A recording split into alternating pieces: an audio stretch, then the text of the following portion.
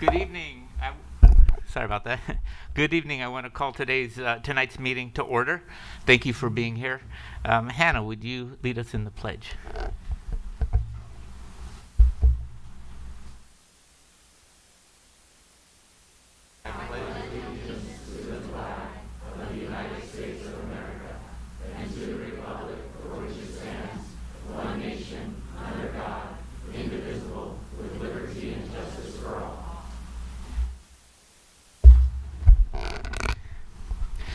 Thank you very much, Hannah.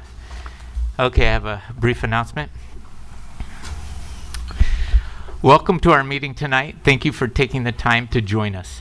Before we begin, I would like to review a couple of items. Governing board meetings are a business meeting of the board held in public, and although public participation is encouraged, it is not a meeting of the public. As the board president, it is my duty to carry out the meeting in an efficient and uninterrupted manner so that matters of the agenda are addressed and the business and operations of the district can seamlessly continue. It is also my duty to maintain an orderly, respectful, and peaceful meeting where all perspectives, voices, and opinions are welcome. Please refrain from speaking out while another person is on the floor. At the appropriate time on the agenda, I will recognize individuals wishing to provide public comment in accordance with Board Bylaw 9323. At that time, I will provide further guidelines regarding public comment. Lastly, the California Department of Public Health is recommending universal masking indoors statewide to prevent the spread of the COVID-19 Delta variant. It continues to be our practice at CNUSD will follow CDPH guidance. As such, we require face coverings will be worn in all indoor settings regardless of vaccination status. Face coverings should be worn properly, covering the mouth and nose even when addressing the board during public comment. Your cooperation and adherence to this updated guidance is greatly appreciated.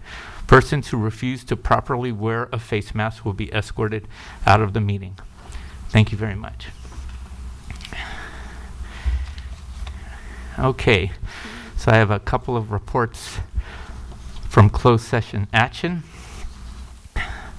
In closed session, the board voted unanimously to dismiss classified employee number 032372. Also in closed session, the board voted unanimously to dismiss classified employee number 029084.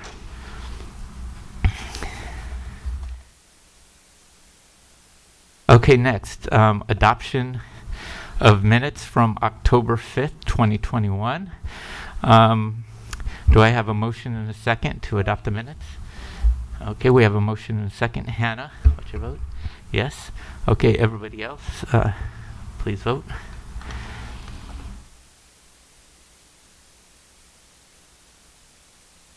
Okay, minutes pass 5-0. Next, adoption of the board study session minutes. Do I have a motion and a second to adopt the minutes? Okay, second. And John second. Okay, all in favor, please vote.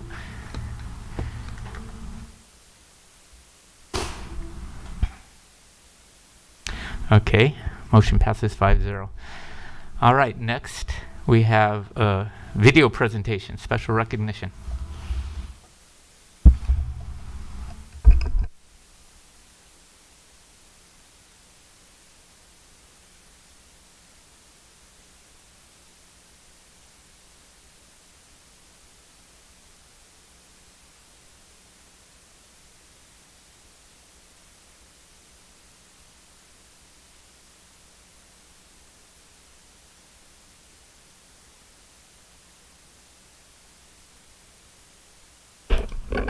We apologize. Could we go on to the next presentation and come back to that? We have to get it queued up. Yes, we will definitely do that. Okay.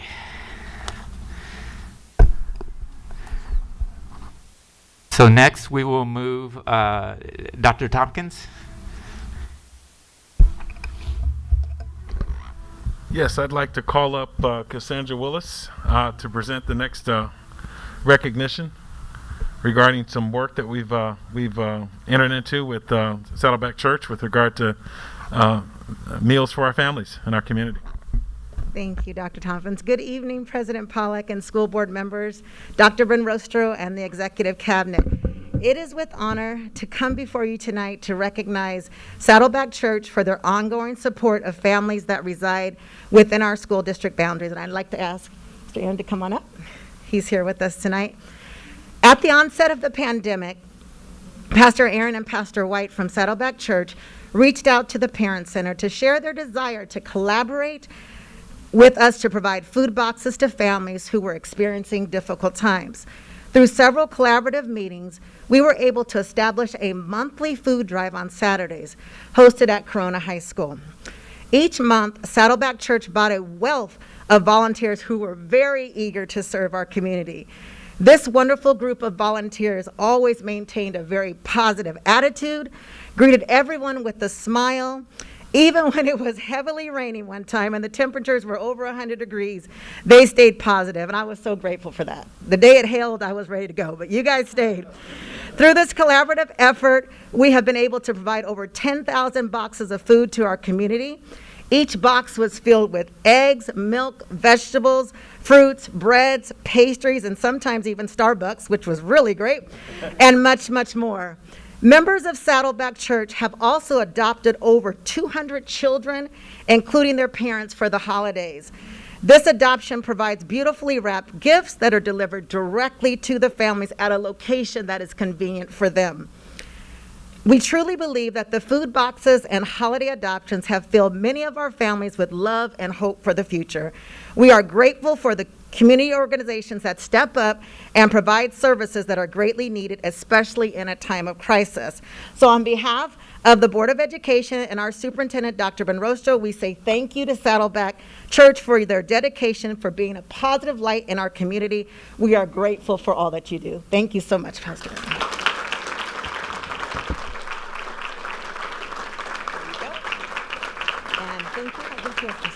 So thank you very, very much. Can we?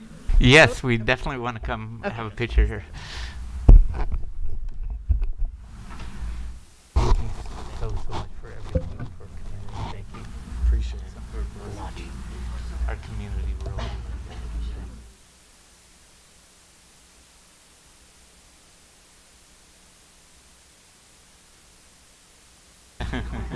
I'm way too tall. Yeah, you're good. Don't worry about it. You're the important one, not us.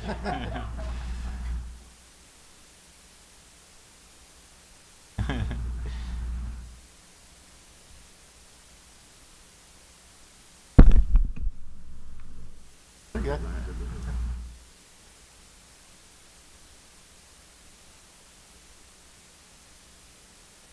Yes, Hey, awesome. thank you Thank again. you again very much. Thank you so much to Saddleback Community Church. Thank you so much for what you do for our kids and our community. Thank you.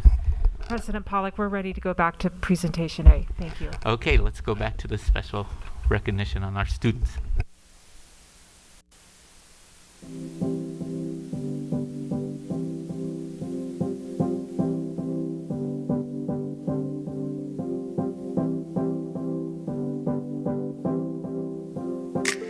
Hello, my name is Bill Pollack, and I'm the president of the CNUSD Board of Education.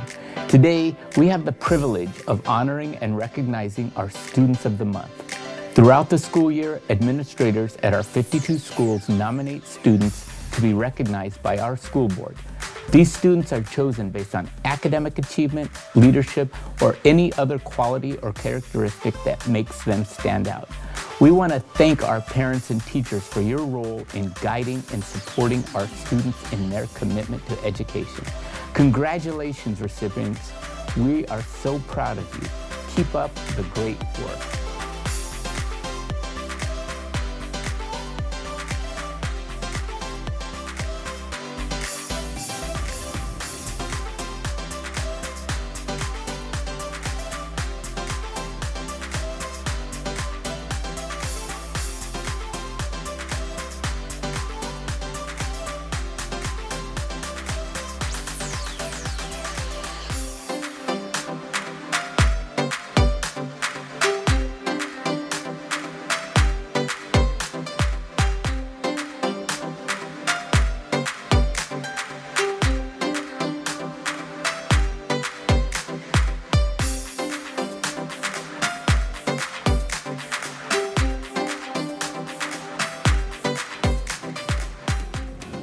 Good evening. I am John Reynoso, Director in Student Services. On behalf of the Board of Education and the staff of the Corona Norco Unified School District, I would like to congratulate the following students for receiving the Attendance Recognition Award.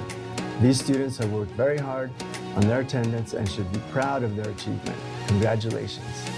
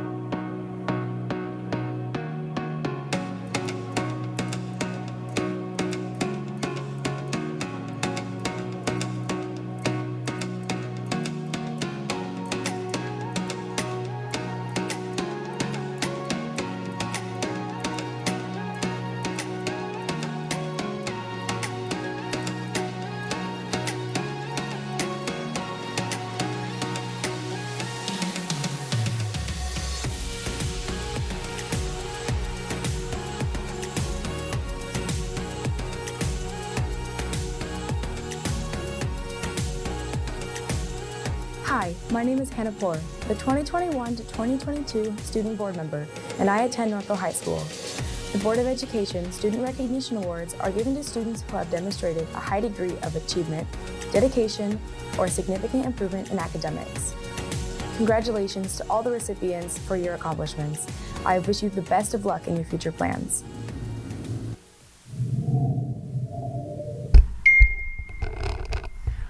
Well, that's great. Congratulations, all our student award winners. Your hard work and dedication really have not gone unnoticed, so we really appreciate the teachers and the staff and the parents who really have pushed them. All right, next, Dahlia.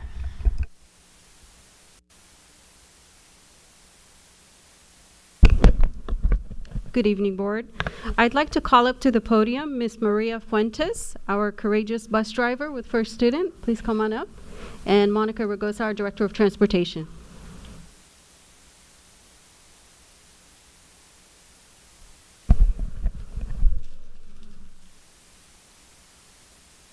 Okay. On behalf of the entire Corona Norco Unified School District community, we want to commend you and recognize you for your courageous actions that saved a child from an assailant. On October 13, 2021, you went above and beyond as you assisted a student get away from the attacker. Your quick and decisive actions by allowing a student to board your bus was instrumental in preventing further harm and injury to our student. Once you arrived at the school, you ensured the student was safe and secured with the administration and provided critical information to law enforcement that assisted in the arrest of the attacker. Your heroic efforts and human kindness serves as a great example for all. So we'd like to recognize you with this and commend you for your dedication and professionalism in keeping our students safe and making a difference in our community. Thank you.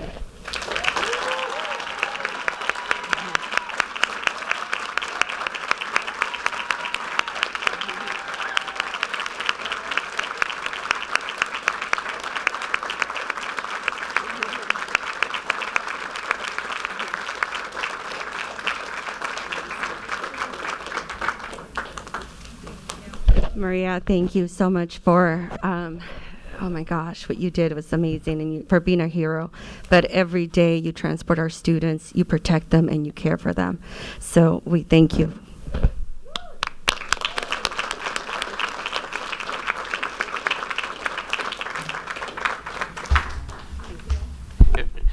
We'd love a picture with you, all of you. Yeah. Yeah.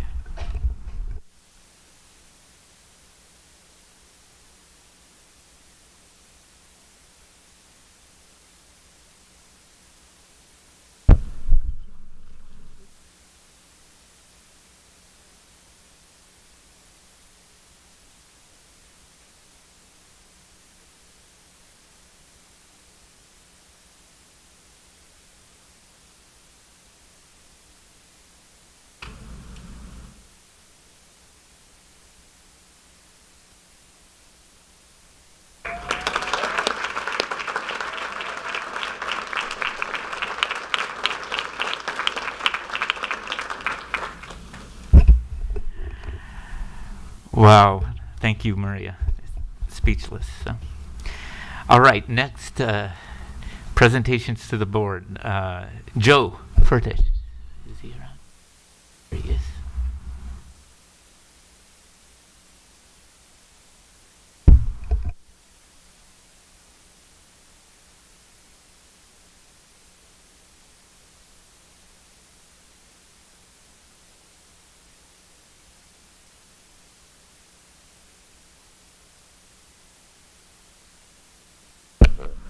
Good to see everybody again. Board, good evening. Executive Cabinet, hello.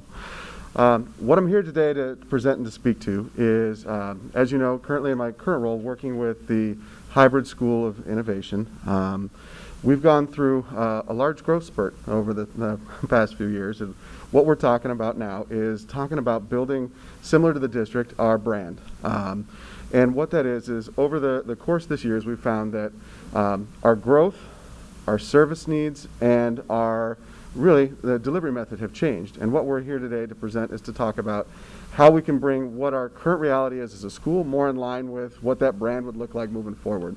And what my intention today to talk about is us, from the Hybrid School of Innovation, becoming the Academy of Innovation. And I want to speak about why those things are, and some of those pieces are as a part of our brand, and again, those key components here. You know what? I'm going to ask for an assist there. Teammate, love it, thank you. What I thought I'd share, and I'm gonna use my best to talk about a little literary term, right? A rose by any other name. So why do we think it's important? Well, this is part of what I share is that we are the Hybrid School of Innovation. We're also the School of Innovation. We are the middle school, the elementary, the virtual school, the online.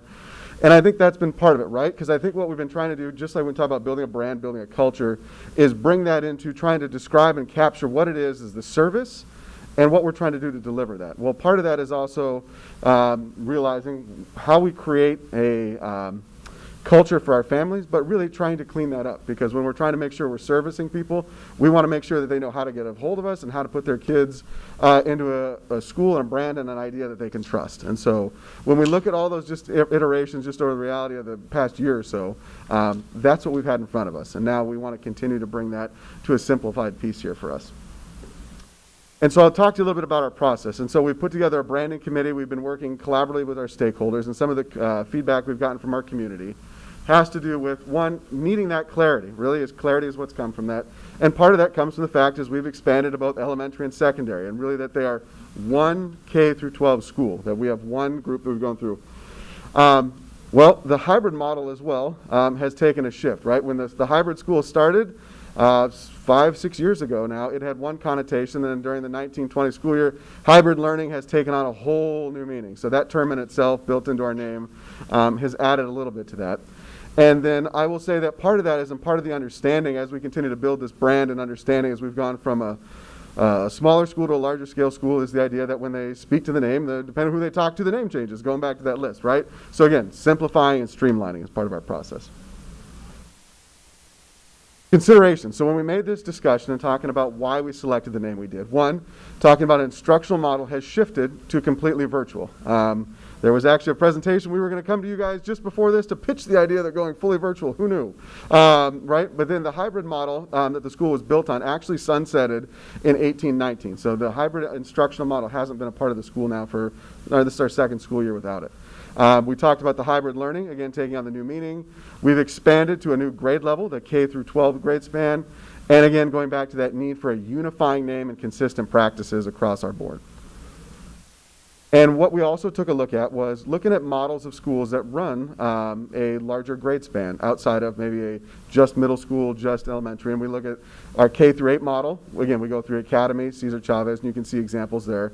As well in our high school model in our 9 through 12, we have ESTEM Academy. So we thought trying to follow consistent practices within the district to make sure that we're consistent with those. We looked at other school districts and other schools around us. The heart of this, though, is I get to why we believe in this. One is that we're still paying homage to when we started this program, was meant to be innovative, was meant to be on the cutting edge, and to continue to do that. So pulling from the Hybrid School of Innovation, we truly believe in that innovator's mindset. That when we talk about creating something new, creating something better, and finding a way to meet the needs of our students in an alternative setting. And when I say growth mindset, we talk about the idea that the school itself has evolved every year to meet that need and to shift. And so we continue to believe in that, and that's at the core of what we do at the school. Again, that clarity for the K through 12, also something marketable to build around. When we talk about creating that brand for CNUSD and what virtual learning is we believe that's part of it. And then staying consistent with practices across district. And then finally, as a little bit of fun, we also like the idea that it's a subtle little nod to technology when we say AI, when we just go to there. But truly, that is what we believe, and just to give you an idea of where we're at. So that's, one more, Ben. And that's where, if there's any questions, anything like that, but that's our presentation for today.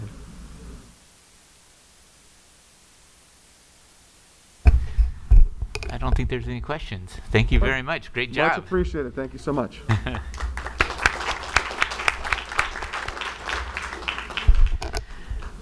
All right, next, Dr. Simon. Thank you, Mr. Pollock. At this time, I would like to call up Dr. Gilslachter, and she is going to give a brief presentation on the Educator's Effectiveness Grant.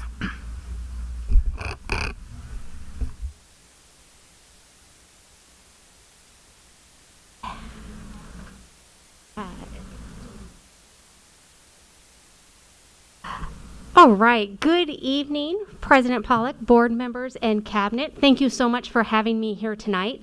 I am very excited to share with you information around the Educator Effectiveness Block Grant. This is very new. We just learned about it last month. And across the state, we actually, California is investing $1.5 billion to educator workforce. And so the real key of this grant is that these funds are used for professional learning, and we want to promote educator equity, quality, and effectiveness.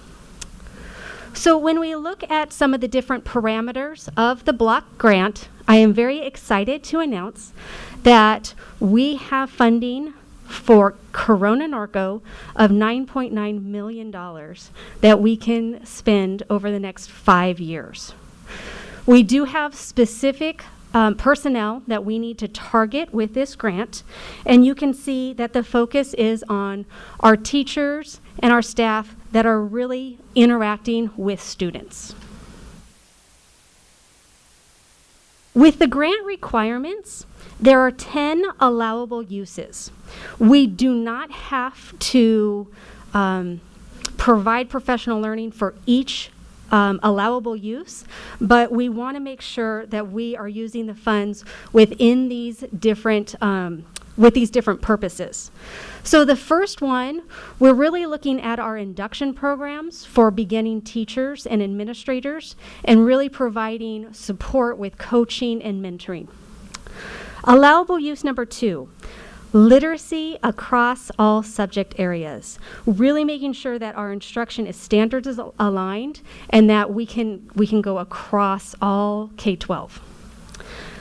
Number 3, re-engaging students and really leading to that accelerated learning that we shared during the pandemic and really flipping the script on learning loss and moving into accelerated learning. Number 4, improving our students' well-being. We know how important learning environment is, and that leads right into number 5 with a positive school culture. The next 5 allowable uses. Number 6, improving inclusive practices across all of our campuses. Number 7, effective language acquisition for our English learners. Number 8, professional learning networks. Number 9, incorporating the ethnic studies curriculum for Ed Code 51226. And number 10, a focus with early childhood education, which can also include the expanded TK program that we know that is coming in Senate Bill 130. So with these 10 allowable uses that were set forth by the state, we also have to follow these requirements for the professional learning. And when I look at these requirements, I'm very excited because it is all about quality professional learning.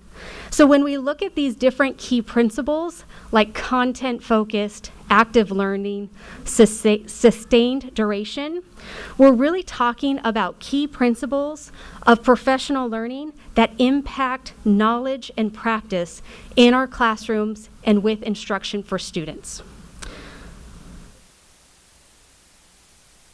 So as we move forward in putting together a plan for this grant, we always want to keep in mind our strategic plan. Professional learning is referenced throughout our strategic plan. So as we look at using these funding sources, we want to make sure that we are meeting our goals of academic excellence, student well-being, and equity. So as we bring together the strategic goals and our objectives, we can see that we have several areas within our district that are an excellent fit for our current district vision and will provide these additional funds to support professional learning for all of our staff and teachers as they interact with students and improve learning and instruction for all. I wanted to provide you also with a timeline because we will be coming back to the board in December to look at an adoption of that plan. You can see that it's been a quick turnaround. So October, we received the information. I'm here presenting to you tonight. I'll be coming back next month. And then after that, it's a much slower process. So it's actually go ahead and start doing the work. So there'll be annual reports that we will submit in September of all years of the plan. And then throughout these 5 years, we have opportunities to revise and adjust as our teachers and our staff share their needs, share some feedback, and so that we can continue to make this professional learning the very best that it can be for all of our students. So thank you so much for allowing me to share some of these different pieces, and I look forward to hearing your questions. Great. Thank you so much, and great job obtaining this grant and those funds. I do just have a comment. I know that the last few years we've talked a lot from here about our own expertise and talented teachers and staff that we have. So for this PD, I hope we're going to look inward as well. To give them the opportunity to provide the PD, because again, I want to take advantage of the talent and the knowledge that we have, and so I don't want to forget that, thinking, we have to go out and about to get good PD. I completely agree. We have many talented people who are willing and ready to share their expertise with others, and we've got it all here in Corona Norco. Are we going to, how much data driven is this going to be? That's an excellent question. We want to make sure that we are using our comprehensive assessment plan so that we are really addressing the needs of our students, as well as which allows us the different components of those pieces. Maybe an easier way to ask it is, so the reporting we have to do, what's asked of in there? So the report, because this is still so new, we don't know what the report actually is going to look like. The state hasn't released it yet, but what they have shared is that it's really more about data around who attended the PD and how the money was spent, not necessarily academic. Okay. According to what we today. know now. Right. Okay. Very good. Thank you.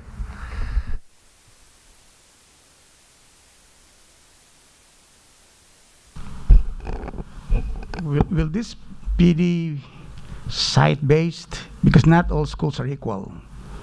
We're one district, but different schools have different needs, different expertise. Mr. Pollack is talking about internal expertise and external expertise.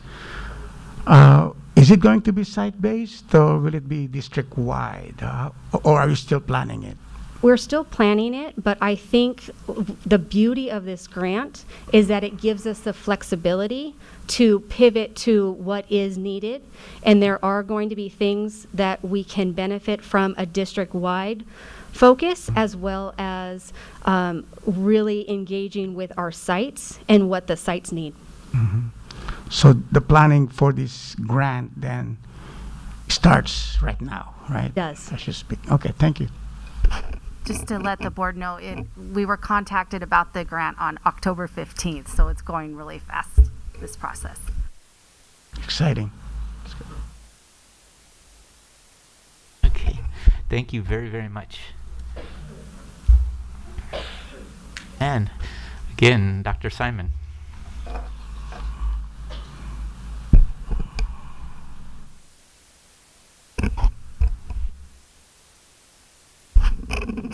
Sorry, I'm trying to. Oh, thank you. Sorry, Dr. Pollock. Mr. Pollock, I drew a blank there for a moment.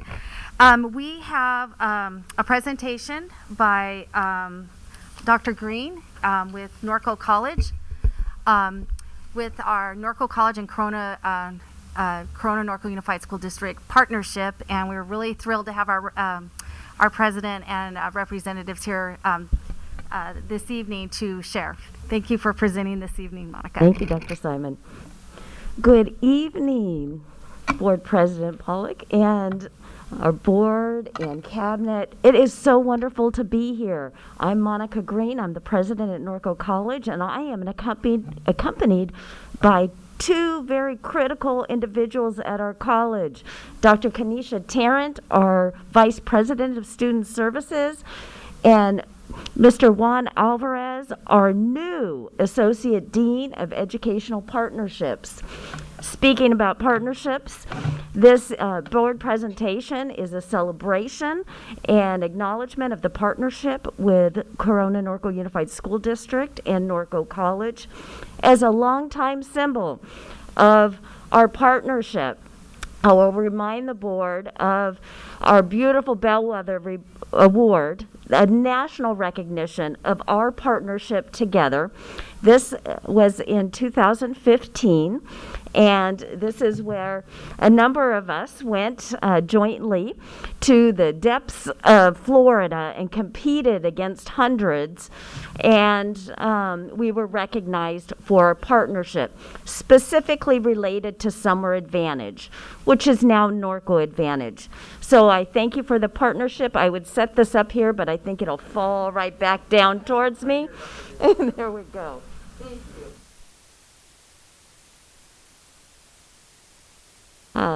Just a little bit about Norco College. We have been part of the community since the 1970s, offering classes, but we are celebrating our 30 years this year as a campus nestled in the hills of Norco, and we serve over 16,000 students. Now, before the pandemic, we reached over 17,000 students in 1 year, and we did that not just at that campus, but across our service area, various nodes, including our high schools. And I do want to let the board know we have been growing exponentially throughout the years. And this last year, we had the largest increase of awards for degrees and certificates. But this fall, we have hit a critical moment where we have seen a 30% drop in enrollment. And this is not unusual for the community colleges across the nation. But this is a hard hit for us, and we look forward to continuing to strengthen our partnership to get those numbers up. The why about the partnership, I don't need to tell this board why. We know we have in Riverside County one of the lowest college going rates in the nation, and this partnership is critical to help to increase college going rates, improve high school graduation, and help students to get college and career ready. And Norco College is committed to this partnership with you. So tonight we have an opportunity to see the outcome and successes, and then some areas that we know that we need to work on together to build our community.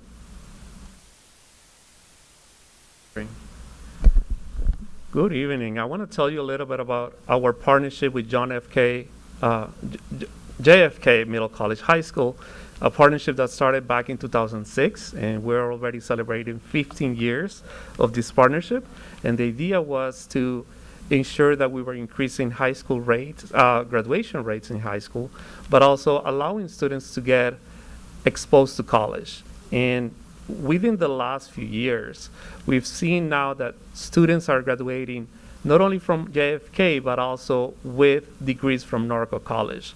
Just in the last class 2021, 34 seniors graduated with a degree from Norco College. And these students not only receive only one degree, multiple degrees, multiple AA and ADTs degrees. 24% of the senior class from 2021 receive AA degrees from Norco College. Right now we're serving 579 students this fall semester from JFK. That includes 140 freshmen that are already taking a college class through Norco.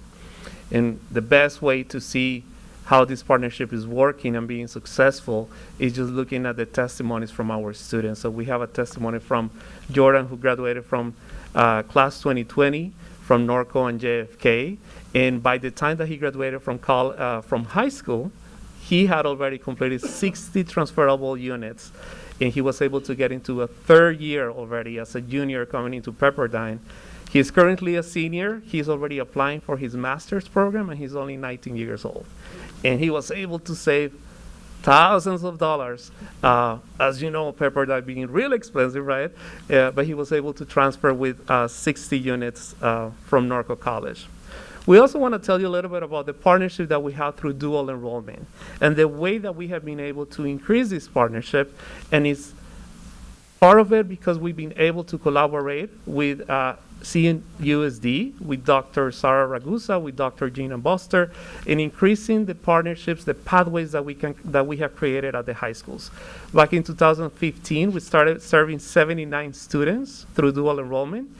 As of 2019-20 year, we were serving over 1,360 students at CNUSD schools. We are currently working with 4 unified school districts, but our biggest partnership, 75% of our dual enrollment, comes from CNUSD students. Back in 1920, before the pandemic, just from CNUSD, 1,360 students were taking classes through dual enrollment. Last year, we served about half of those students, 708 students. Majority of our students for dual enrollment taking classes come from Eleanor Roosevelt, JFK, Santiago. But like I said, we're serving most of the high schools through CNUSD.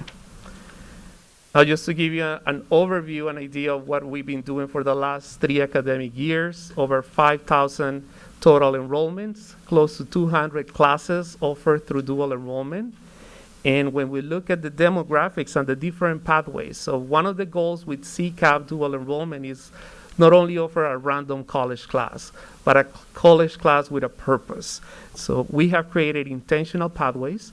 Majority of our classes that students are taking are part of the I Get C. That means that they can transfer to USC or CSU with these classes, but we also have created CTE pathways. And some of the popular pathways, we have administration of justice, computer science, early childhood development, business, game development, and some of the students are also taking advantage of taking college level math and English classes.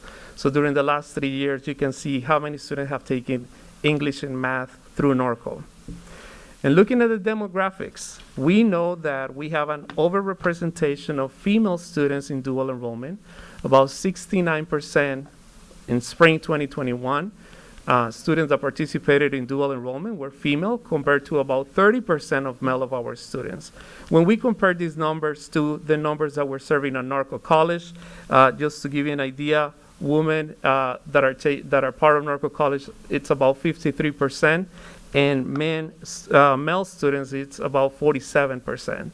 When we break it down into race or ethnicity, we do see an overrepresentation of Asian students in dual enrollment. When we look at the numbers compared to Norco College, we are serving majority of our students through dual enrollment are identify themselves as Hispanic or Latinx.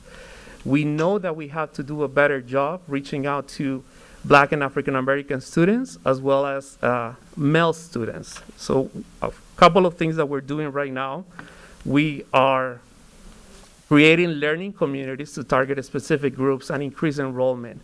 We have a counselor who is going to the high schools, meeting with the students, helping them with, advising them with the classes. We're providing virtual support for the students because we know that dual enrollment works for the students.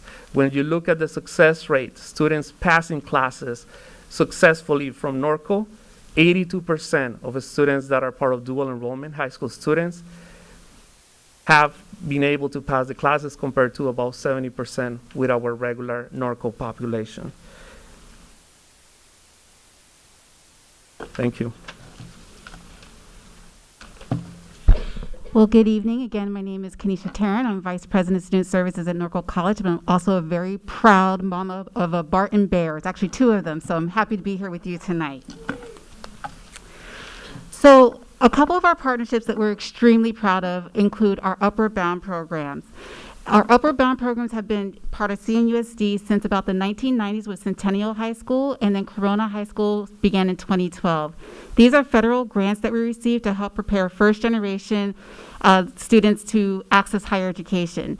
Now, while we would love if they came to Norco College, really the goal is to get them out to higher education wherever they may go. And so our programs are designed to help support our students and their families through that high school and college transition. Our programs work, and so of these 6 metrics that you see that we report to the Department of Education, we are proud to say for both grants we not only meet, but we exceed our metrics for our 2 grant programs. Once we get our students from CNUSD, we want to make sure that they transition seamlessly to Norco College. And so we have 2 programs, one of which that Dr. Green mentioned, which was formerly our Summer Advantage, has become our Norco Advantage, with the implementation of AB 705 and the ability for students to move seamlessly into college level math and English. We really looked at how do we help students transition with all those other skills that they need in order to be successful in college. And so our Norco Advantage program happens over the summer and helps students transition in terms of their application, financial aid, meeting college staff and support systems so that they can be successful as they're moving into our college. We also know that finances are a critical piece for our families and for our students, and so through the Norco College Promise, we're able to help support students who are first-time, full-time students at the college and cover their enrollment fees. Just to give you an idea about how many students we're serving, you can see overall we're capturing about 14% of your students through Norco Advantage. We hope to increase that this year as we're moving into in-person activities. We know that with the pandemic, a lot of our activities being online did not necessarily meet the needs of all of our students and families. And through our Promise program, we have about 21% of your students that are taking advantage of that, which means that they are earning full credits, 12 units or more each semester, and also receiving that financial support, which will help them meet their educational goals in 2 years so they can move on with their careers. Just to give you an idea, one of the things that we're very focused on, and Dr. Green mentioned the critical need for our area, is to capture more students from high school directly into Norco College. And so you can see over the next few years, we're looking to increase those rates by 4% annually. For fall of 18, we met our goal. Fall 2019, we were just shy, and then we don't have our data yet for 20 and 21, but we're looking forward to continuing this partnership and seeing how we can help more students access what we have to offer at Norco College. Just to give you a sense of where students are coming from, you'll see that in this table here, we're capturing about 15% of our students from CNUSD. While the highest percentage of students are coming from JFK Middle College, we actually get the largest number of students from Roosevelt High School. And of course, we all care about how successful students are. It's not just about getting them in the door. You want to see them be successful while they're at Norco College and move on. And so Juan has shared a little bit of the success rates as we're looking at our dual enrollment students. For our first-time college students, you can see that for fall 19 and fall 20, we're between 56 and 63%, recognizing that fall 20 was during the pandemic and the transition for a lot of our students to online learning.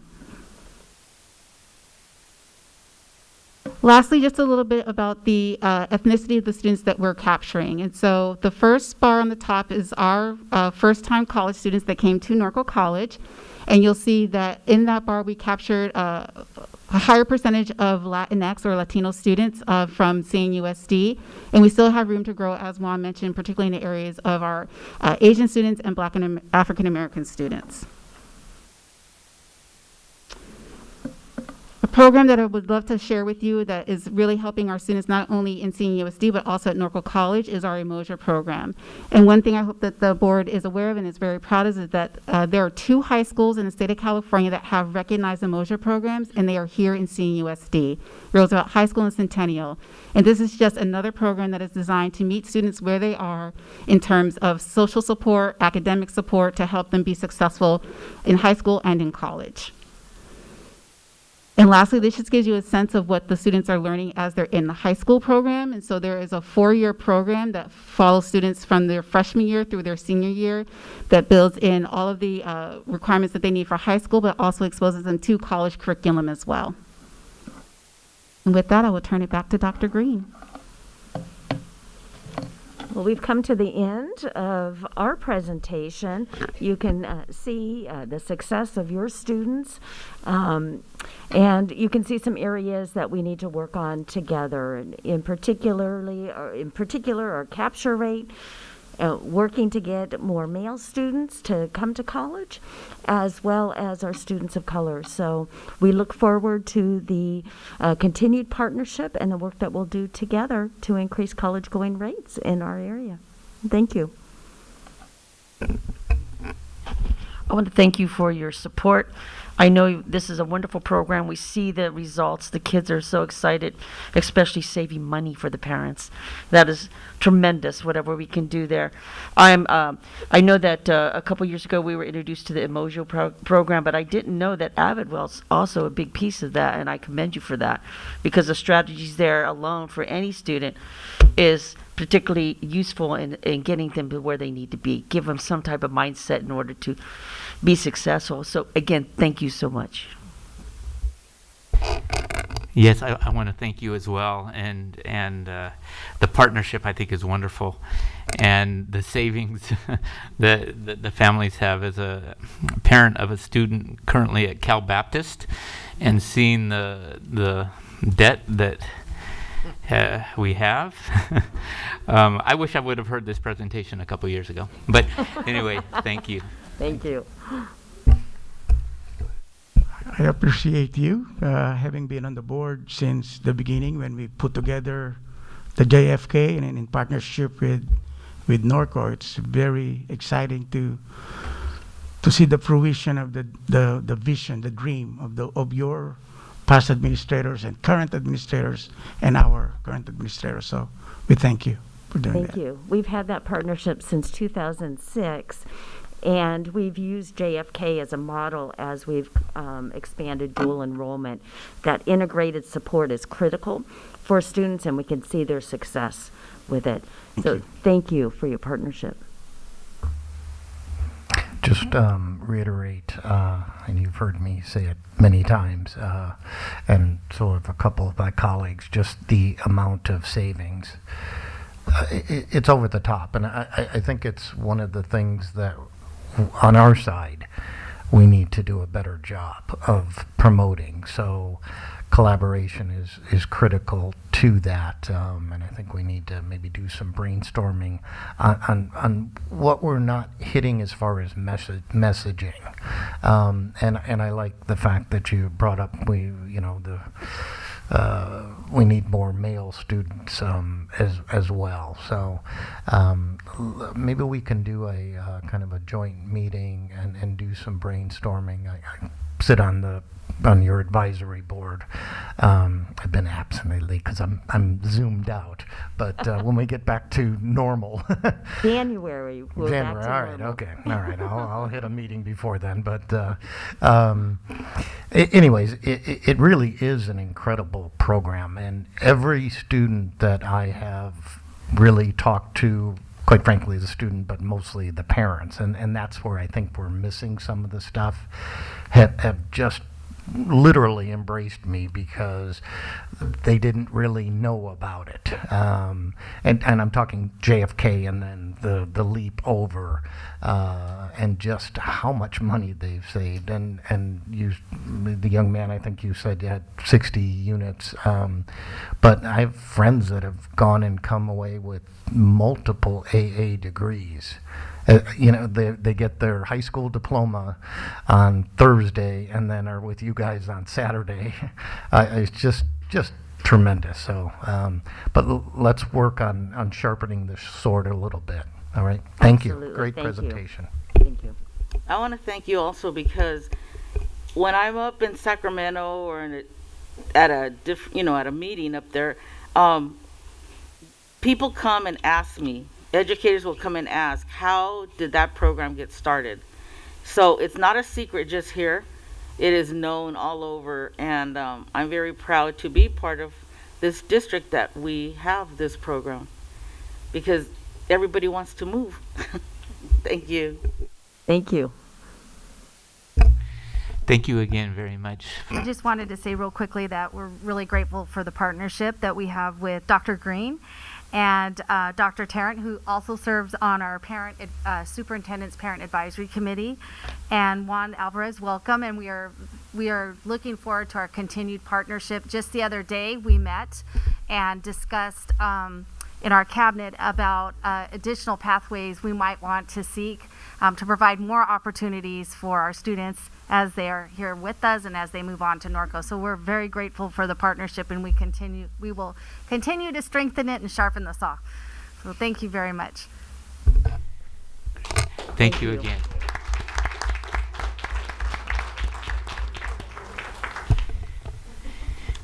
All right. Next, Dr. Goins.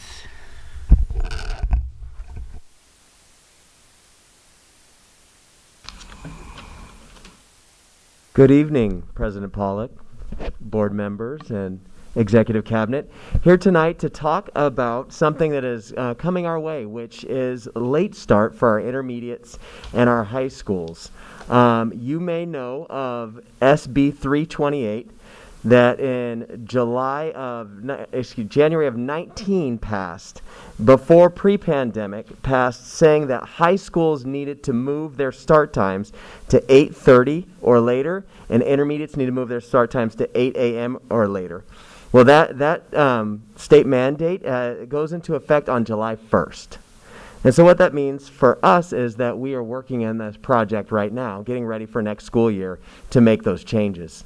There are other stipulations in the education code, which is 0 period is allowed.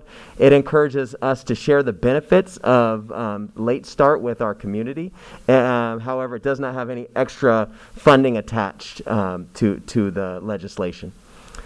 So why do we have this mandate from the state? It is because there is a lot of studies, a lot of research around students needing more sleep, teenagers needing more sleep.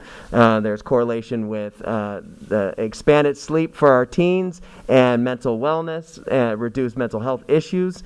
And so that's the impetus for the legislation. So what we've been doing here in CNUSD is we've been meeting with the task force to talk about what were some of these possible impacts, and then we're here today to share with you that this is coming. Then we currently are opening negotiations with our associations on the impact and effects, and then we will go at the beginning of December into our communications plan to communicate all these changes out to our community. Wanted to know that we do have a large group in this task force that is working on this, which includes members from both associations and all the departments here down at the district office, as well as site administrators from various levels. As we looked at things, we really got deep into what would be the possible impacts. As we know, it's like a domino. When you change a start time, it can affect lots of things, including everything from, obviously our students' times, people's traffic routes to work, what it does to our families, has impacts on sports, and impacts really around our district. So one of the largest impacts, because we know, as we've heard, how important transportation is here, and it helps run our school district, get our kids to school. Transportation in CNUSD runs in 3 kind of blocks. We have an early block that takes kids to school, a middle block, and then a late block. And so those blocks really are important that we keep those blocks, so we can maintain, be fiscally responsible and get our kids to school on time. So because this mandate starts July 1, there are districts that actually during the pandemic made the shift. So we've been consulting with those districts, asking them what are some of their takeaways from making the change a year early. And we've heard lots of good feedback that will help us. One of the biggest takeaways is make sure you communicate with your families early and often. And so that's what we're here to start that progress tonight and then progress throughout the rest of the school year into our open enrollment process. And so really next steps we need to continue with our associations to get agreements on the change in start times and the impact and effects, and then we will communicate to you all, to our community, and we expect to do that really December 1st is open enrollment, so we have a goal of making sure families, by the time we start open enrollment, everyone knows what the change in start times will be. So I'm here now to answer any questions you have. Thank you, Dr. Goins. So right now for our elementary, we generally have 7:45, 8:45, and some 8 o'clock starts, correct? And so, the elementaries that are around our high schools, is that going to impact a time change on their start time? I mean, I'm thinking about, in Eastvale, over by Stallings, by Centennial, there's... Excellent question. So we've looked at each one of those communities and what would the time change do to affect the elementary schools. And so there may be an impact. Those all have to be negotiated, so we don't have the specific impacts for specific schools. But the answer is yes, it may impact some of our elementary start times, small shifts. And we don't expect that to be widespread. And with the start moving from 7:40, 7:45 to 8:30. So what are we looking at dismissal? Yeah, so high school's dismissal will be approximately 3:34, and then our intermediates will be approximately 2:35. However, those are still in negotiations. Okay, Mr. President.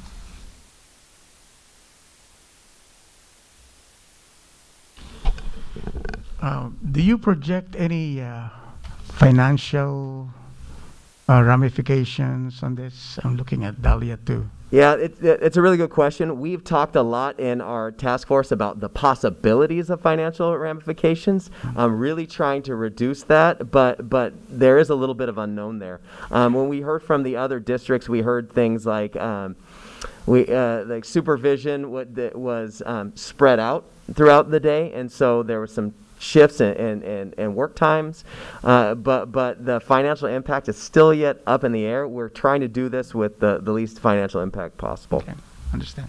Thank you. And what time would the zero period be looking at starting?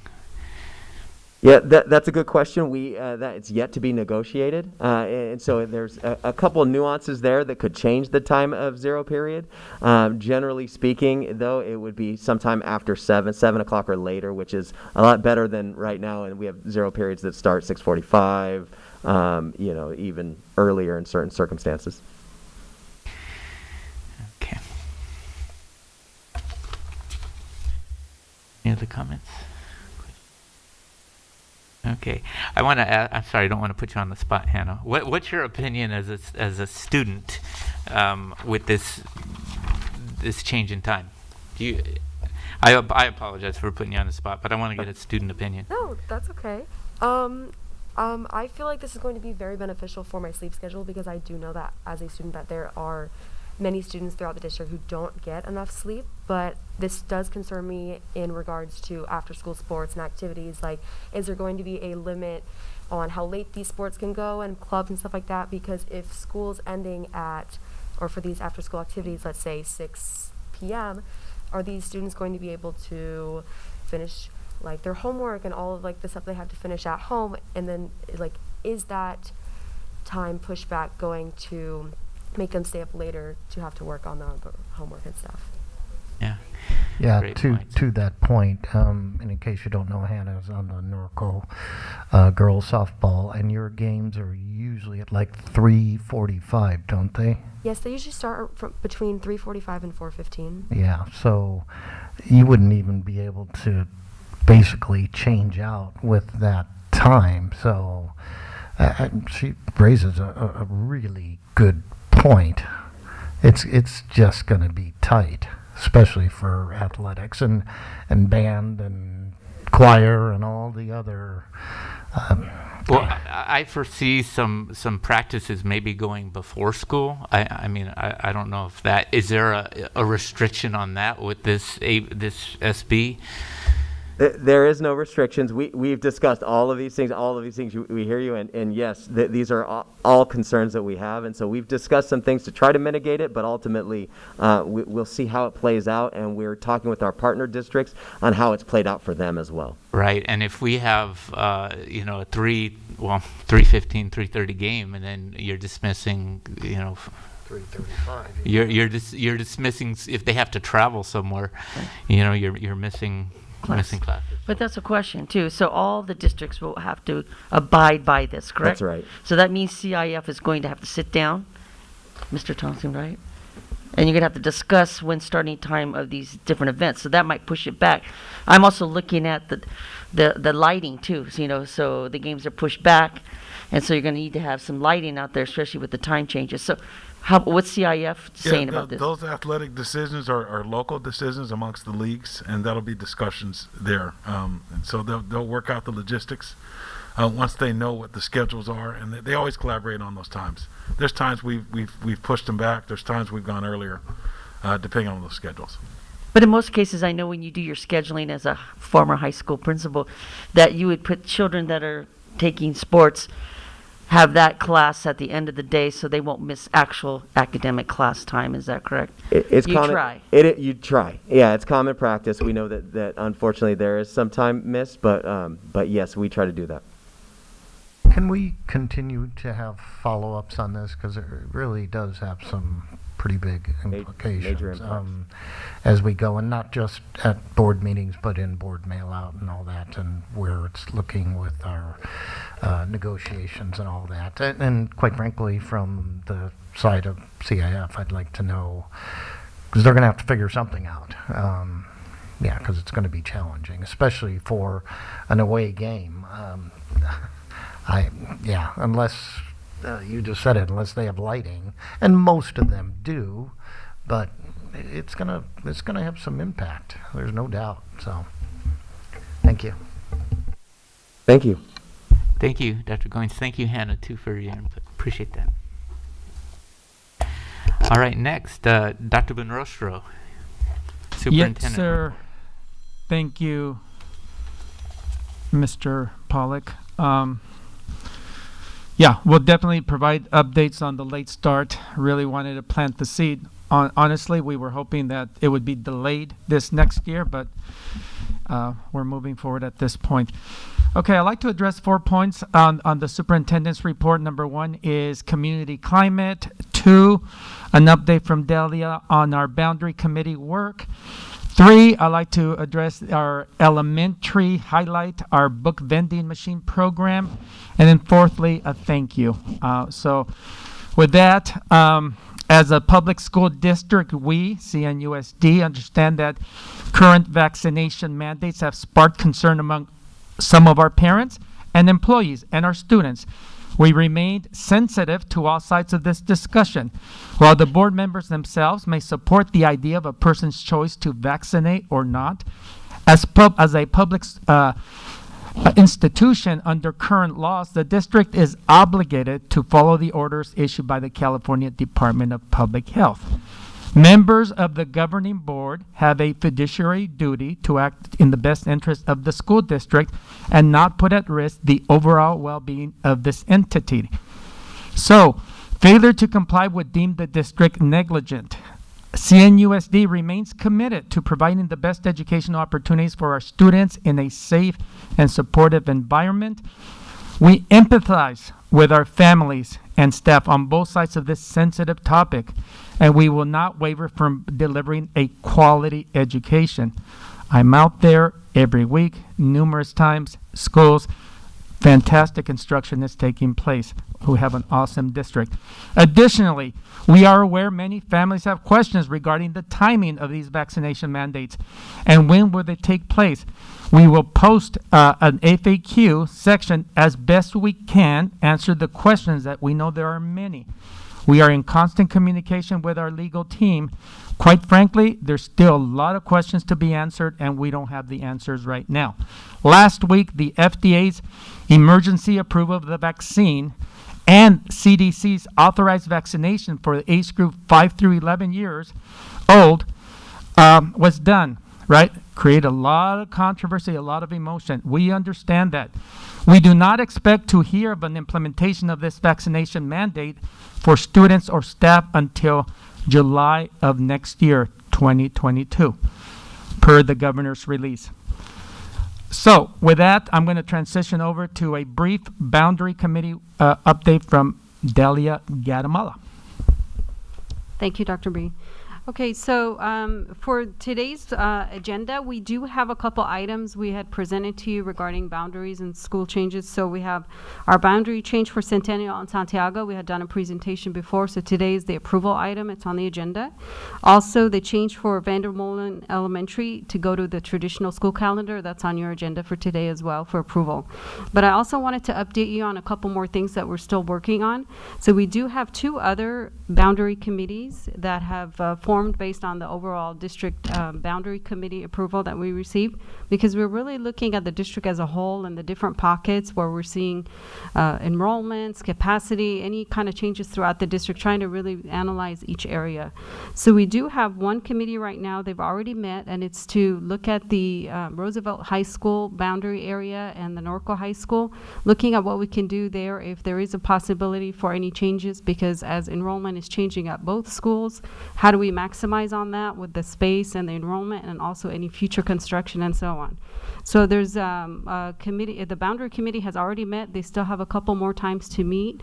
They may or may not have recommendations. It kind of depends on what the impact will look like, the effects of transportation, everything else on there, but just wanted to kind of give you an update that we're working on that.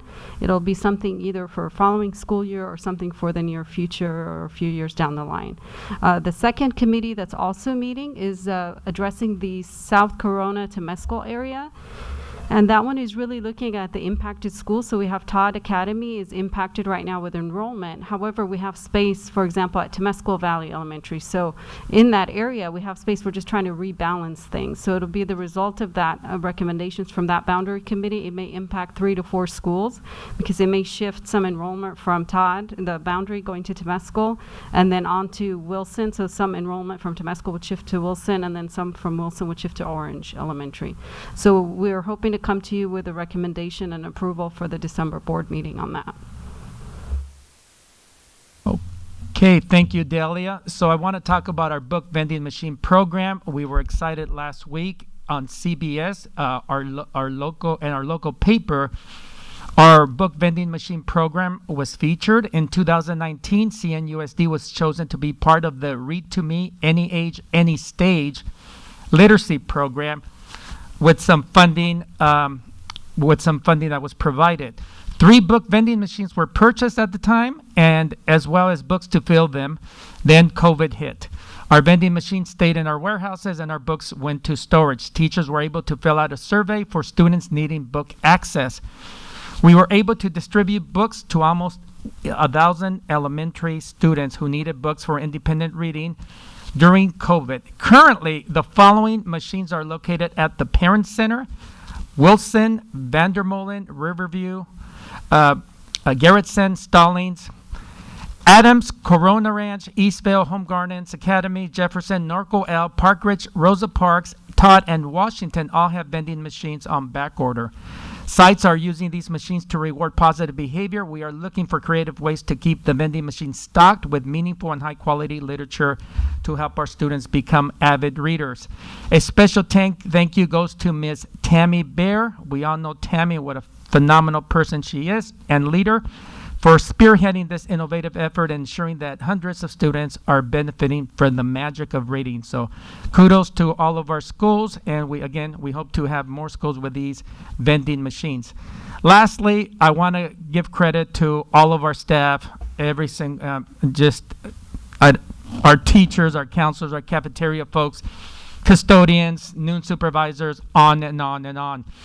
I would like to express my sincere gratitude to every staff member in this organization. For over a year and a half now, we have weathered these uncertain times under pandemic conditions while maintaining our focus on student first. What has been extremely significant over the course of the last 20 months is how much this organization has worked together as a community as we navigate the most difficult times in public education. The display of commitment, reliability, dedication, compassion, and grit are just a few adjectives that describe the CNUSD family. You have risen to the occasion to show up for our students in spite of all the external factors, and for that, I commend you, and I'm honored to work along your side. So thank you so much. I'll turn it back over to you, Mr. President. All right. Thank you, Dr. Ben-Rostro. All right, next we have a couple of public hearings. All right. First one is on Resolution 55. 2021-22 Resolution number 55, authorizing a use of grants request for Bernice Jamison Todd Academy Edition. Anyone wishing to address the board on this resolution may do so now. All right. The public hearing is now closed, and the board will consider the adoption of this resolution later in the meeting. All right, resolution number 58. Public hearing before the board for the purpose of taking public comment on a proposed energy service agreement with Climatic LLC for the implementation of the Phase 3 Energy Infrastructure Modernization Program in accordance with California Government Code Sections 4217.1 through 4217.18, the cost of which is anticipated to be less than the anticipated marginal cost of thermal, electrical, and other energy that would have been consumed in the absence of the energy service agreement. Anyone wishing to address the board regarding this resolution can do so now. The public hearing is now open. All right. The public hearing is now closed, and the board will consider adopting the 21-22 resolution number 58, approving the energy services agreement for Phase 3 Energy Infrastructure Modernization Project later in the meeting. Thank you. All right, next we move to student board member report. Hannah. Thank you, President Pollack. Centennial High School sold around 1,800 tickets for their homecoming dance, and they're planning their winter festival, which is tentatively scheduled for November 30th. Corona High School sold around 1,100 tickets for their homecoming dance, which took place on October 29th. They also had a great turnout for their Life Skills Oktoberfest with around 80 attendees. For Dia de los Muertos, their campus was decorated and students were asked to wear black. Their canned food drive will be taking place from November 8th to December 14th. Eleanor Roosevelt had their dance last Saturday, November 6th, and had around 2,300 participants. They also had their Halloween launch on October 29th, where Link, Renaissance, ASB, and Peer Mentorship set up games and activities, as well as a fashion show for the school, and had great participation. This Friday, November 12th, they will also have a CEIF playoff game at home. John F. Kennedy High School had their dance on Friday, November 5th, in their backyard, selling tickets to over 1/3 of the student body. And to celebrate Dia de los Muertos, JFK's Latino Appreciation Club decorated an ofrenda for students on campus. JFK sponsored a Powder Puff game on October 8th and donated all proceeds to the American Cancer Society.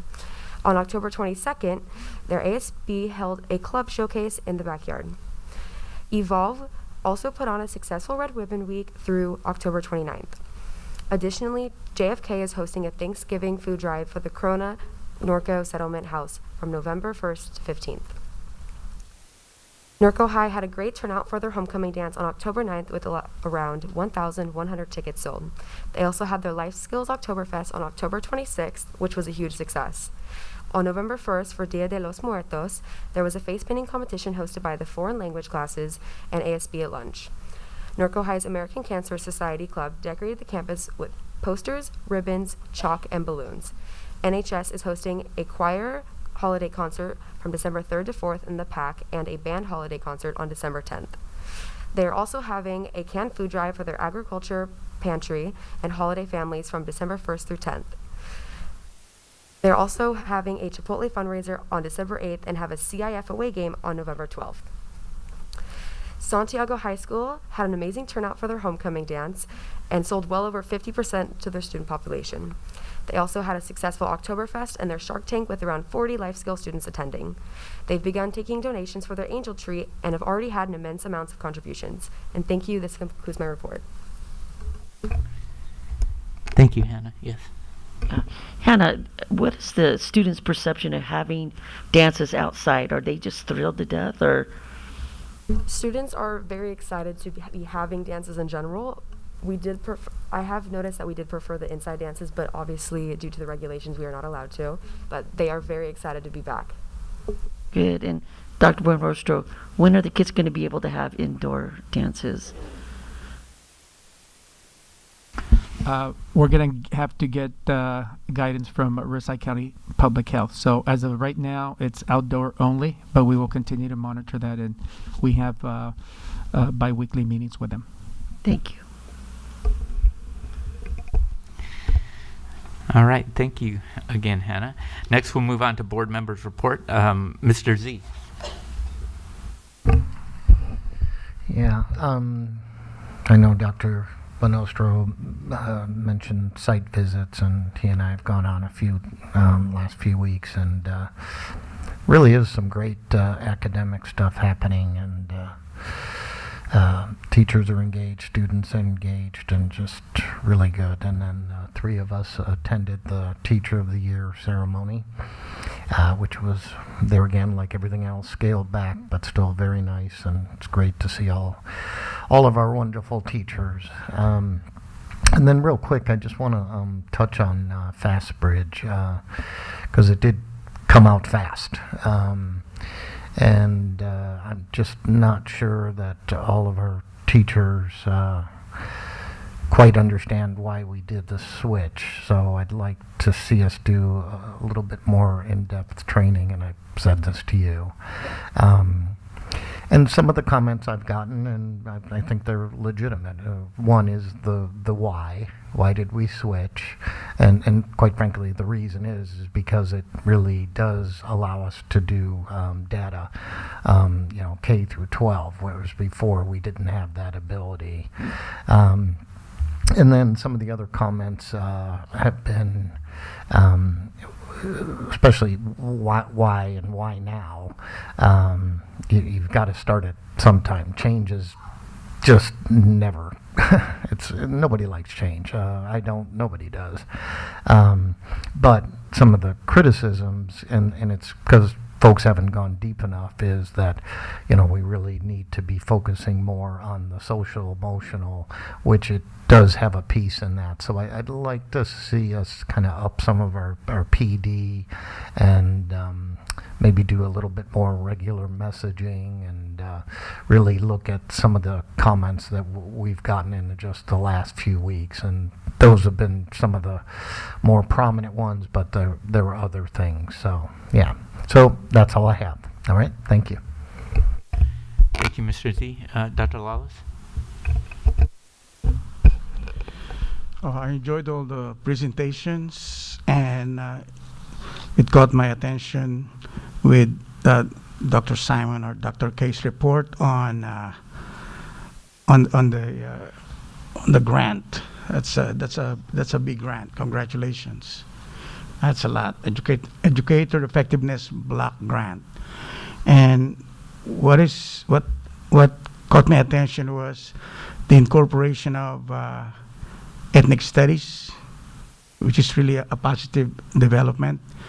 And in connection with that, a couple of weeks ago or a week and a half ago, Assemblyman Jose Medina had the opportunity to engage in conversation with superintendent, teachers, university professors, and talked about the implications of AB 101 as a high school graduation requirement in the future. So I guess Corona Norco is getting the ball rolling in terms of preparation for it. Well, for those of you who are interested, there was an article being read by educational administrators on CAPEA. It's a California Association of Professors of Educational Administration. And a colleague and I had an article there on learning loss versus learning gain. And we're very proud of that. A lot of people are reading that. So if you're interested, it's there online. Thank you. Thank you, Ms. Marikit.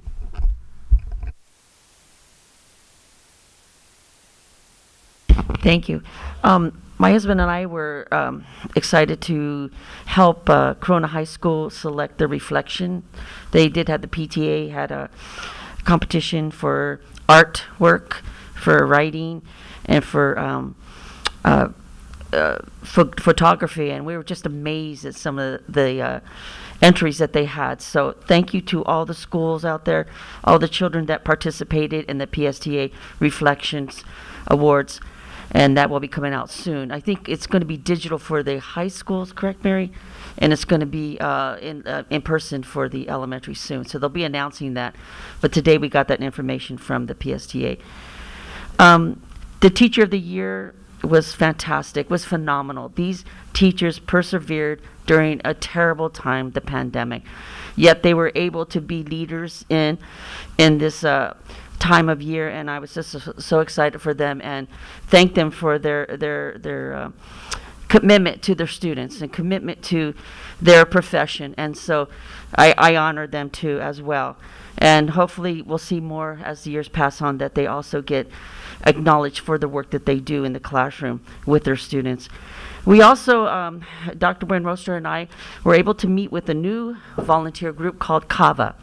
CAVA is the Chinese American Volunteer Association, correct? I got it there. And it is not an exclusive group to Chinese. It's an exclusive group where they're doing voluntary. So it started off with most of the students that we saw there were from ESTEM. But there were students from Santiago, from Augie Ramirez, students from River Heights, and so they range from the age of 8 to 14, and they've been working with the community with JCSD. They're also working with any school that would have them. Today I mentioned it with the PTA, and they're interested. So they want to come out there and do service. So please make a point to, if you have something that you need to have done in their community service group, and they want to help organize and help to provide help in the facts with different things we're doing in the community. So the last thing I want to mention here is we are reaching in a couple weeks Thanksgiving. And Thanksgiving is a time where we need to sit back and think about what's happened this year. And there's a lot of blessings that have been happening with the school district. We just continue on. So I wish that we would all just remember what is going well with our district. A lot of great things we are hearing from other districts that's not going so well, but yet we want to always think about the blessings and where we need to go further. So please, I wish you all have a great vacation with your family and friends. Thank you, Ms. Mary King. Ms. Ibarra.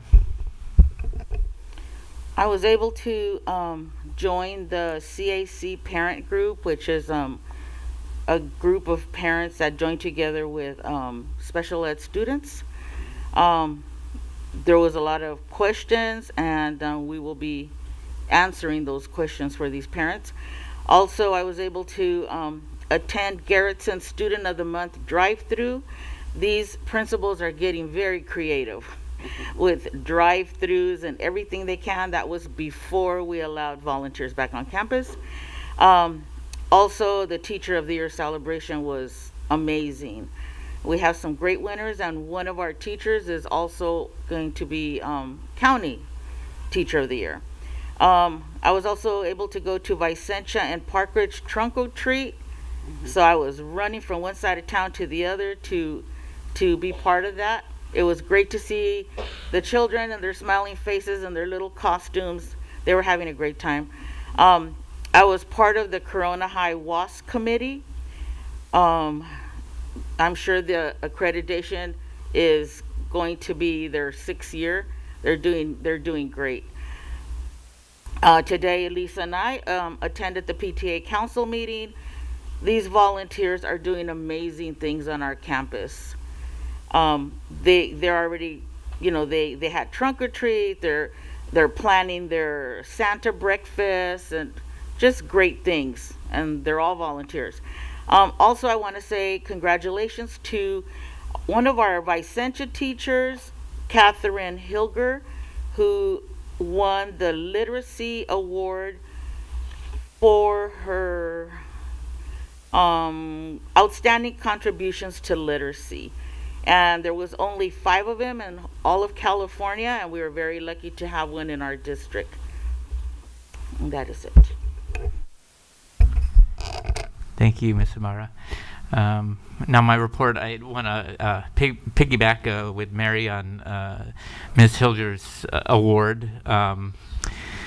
To be one of the, I believe it was 6 teachers in California to receive that award on literacy. It was awesome. So I encourage other teachers. I think it came with a $2,000 grant and $500 to the school, and so I hope we get more people apply next year. I want to thank all of our site administrators, our teachers, and our staff who have been providing our students with some exciting activities. Seeing the homecoming dances, the trunk or treats, I was able to go to a couple of those, and fall festivals, and bringing some normalcy to our students. I just want to thank you, because I know it's a difficult time right now, and to be able to provide that to the students was just to see their faces and the excitement, and the staff. The staff was equally excited, so thank you. And I know also I'm going to kind of piggyback on what John said, but I know we had a pretty informative presentation at our study session on FastBridge, but I do also have some concerns and questions about that, specifically the time commitment that's needed to do these assessments for our teachers, and also the amount of training that was given. Again, we're getting numerous emails, and especially after the last meeting, and I know our teachers and our staff are feeling overwhelmed. A couple of them said that they feel like all they're doing is assessing, and they're not able to do any actual instruction. So I know it's early, but I really want to, like John said, bring out more PD, see what we can do, because I think that they're struggling. And another thing I'd like us to think about and really look at is, do we really need the second trimester assessment? Could we get the data with just having a first and a third trimester, and just giving our teachers and our students a chance to breathe, and not having that continuous assessment? So I would like to look at that and see if that's something that's feasible. I'm so glad that we have volunteers now. I thank you for that. I just want some clarification on what's going to be required of them to be on campus. So there seems to be some questions, so I'd like that. I want to make sure that I know you guys are already working on it, but the letters that were left at the district by students and staff and families, I just want to make sure I know you're working on getting us copies, but want to make sure that gets done. And finally, I want to congratulate our superintendent, Dr. Bunrostro, for being honored by his alma mater, Chapman University, as their distinguished alumnus for the Atala College of Educational Studies. Congratulations, it's a great honor. Thank you for representing CNUSD and also your great work in this state. So thank you.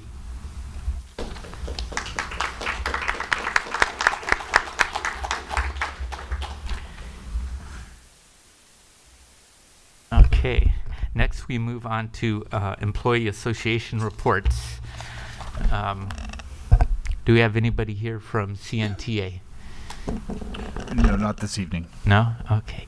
Do we have anybody from CSEA? And again, not this evening. Okay, thank you. All right, next we move to public comments. At this point in our agenda, we invite the public to address the board.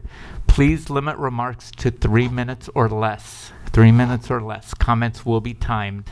I remind the audience that this is a public session of the board and not a meeting of the public. Although the board will not respond to speakers directly, either during public comment or after the meeting, staff members may contact speakers or follow up with written communication. If multiple speakers address the same subject, I may request that subsequent speakers only add new information. The time limit for a given topic is 20 minutes, regardless of the number of speakers. If a speaker wishes to be heard on more than 3 topics, the speaker will be allowed up to a total of 10 minutes to address all desired items. Persons who have complaints against employees of the district are encouraged to seek resolution of those complaints by utilizing the district's written complaint procedures rather than orally addressing them at a meeting. Please refrain from applauding after each speaker. Please, when somebody is up here, give them the respect that you would want when you're up there speaking. Public comment is now open.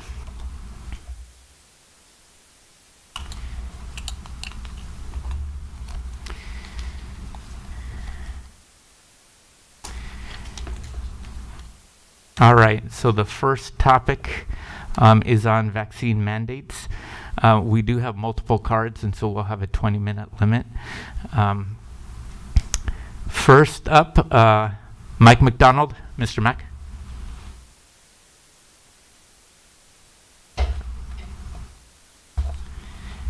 Appreciate the time. Kind of in a unique situation here where Bill is actually my medical doctor and a personal friend. He's a Stallings dad, and I had the privilege of providing services to his 2 sons. I know this is going to fall on deaf ears because it was mentioned just a while ago in the previous comments, but here we go. I want to discuss the golden ticket, this notion that 2 weeks after getting your second shot, you're somehow, it would appear, vaccinated for life. All the research I've read from multiple sources state 4 months, maybe 6 months, maybe 8 months of effectiveness. To the very honest, we really have no idea how long this is going to last. So here we are, 10 months in from the first 2 doses, pretending that we have fully vaccinated people who do not have to test weekly, while they can also spread the virus. Although according to our own dashboard, the virus really hasn't been spreading within the district. In fact, the week before before mandated testing, we had a total of 76 active cases. That's a whopping 0.13% of our entire district. It should also be noted that many of these fully vaccinated people will not want to get the booster when it becomes mandated. My question at this point, or at what point do the fully vaccinated lose their status and have to begin weekly testing like many are already having to do? If the answer is we're waiting for the governor and the Department of Health to tell us, then therein lies the bigger issue. Most of you have convictions about right or wrong. Are you going to act on them or continue to hide behind the belief that your hands are tied? Back in the spring, the Department of Health released a statement that the fully vaccinated no longer have to wear a mask indoors. You all decided here that everyone on every campus in the CNUSD would still continue to do so. So you have the authority to mandate testing for all employees regardless of vaccination status, but instead you've chosen to stay safe behind the governor's orders. For the past 2 years, your jobs have been reduced to health department orders and enforcing mandates, from shields on desks, social distancing, and now the vaccine mandates and weekly testing. As an educator, which I am, and I take exception to being called a service provider, we look to you to make the tough decisions, to do what's best for our kids and your staff. We don't look to the government. If you were truly concerned about the spread of the virus, then you would require testing of everyone, since the fully vaccinated can also spread it. And if you had a shred of empathy, you would have the backs of your personnel who are painfully considering the need to walk away from their careers that they've spent their entire livelihood invested in. I will end with this. I will continue to fight for my job as a 28-year veteran teacher. The question is, will you fight for yours? Or will you continue to be lackeys for the governor? We ask you to join with the other dozen or so districts in our state, and even the sheriff's department, who have decided to vote no against these mandates for our children and our staff. And we ask you that you do the right thing and follow your convictions. And I appreciate your time. Thank you. Next, Michael Pass. Before you start my time, I actually filled out cards for 5 topics, but I was told that I could only do 3.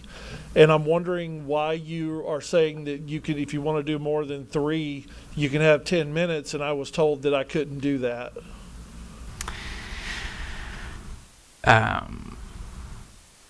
So you for my reading this, and Ms. Now help me, you could do more, but you're limited to 10 minutes total. 10 minutes so total. You could do 10 that's what I had planned, but was told by the gentleman out there taking the cards that I could not do that I was limited to 3 topics. Okay. So which is it? Well, let's do 3 topics, 10 minutes, okay? And then we'll clarify that. All right. All right, since you were given that at that time, so let's do that. All right.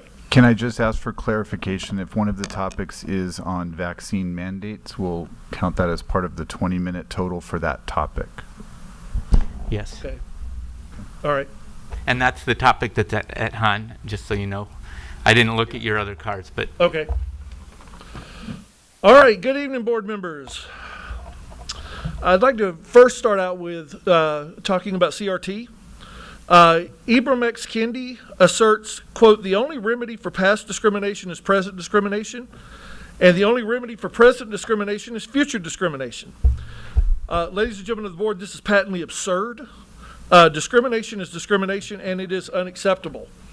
The idea that I should encourage my black students to embrace victimhood, to identify... Mr. Pass, real quick, we are under the vaccine mandate at this time. If you want to do the CRT... I thought I had 10 minutes. Yeah, but we would like to keep it under the current topic, which is vaccine mandate. So you can... could you just switch the topic? Hey, So I'm not going to just get 10 minutes here. I'm going to have to come back up and down. Yes. Is that what you're saying? Yes, you have 3 minutes that are going to the vax mandate pool. Okay. Yeah. Well, yeah. All right. That makes 0 sense, but okay. All right. Let's go vax mandate. You want to restart my time then? Thank you. All right. Vax mandates. Where are we? Let's do this. Oh, here we are. Okay. There we go. All right. Vaccine mandates. I'm standing before a board in which 4 of the 5 members of the board said that they do not necessarily agree with the vaccine mandates. Yet, even as districts around us are pushing back against those mandates, y'all are cruising right along with no resistance whatsoever. In fact, y'all are making plans to not only terminate those who do not comply, like me, but to also seek revocation of our teaching credentials. And that angers me. That angers me. But then I remember, you're elected representatives. And I look at last Tuesday. You see, across the country, people spoke. Entire school boards were voted out and replaced. Now, the way I see it, you should be representing all students and teachers and parents. But if you simply go along with the coming mandate, you are failing your job. And quite frankly, in my opinion, you'll have to go. I know you assert you don't have any choice, but I have to ask myself, why does the board of the 7th largest district in the state have less of a voice than smaller districts like, say, Chino Valley or Lucerne or even Murrieta?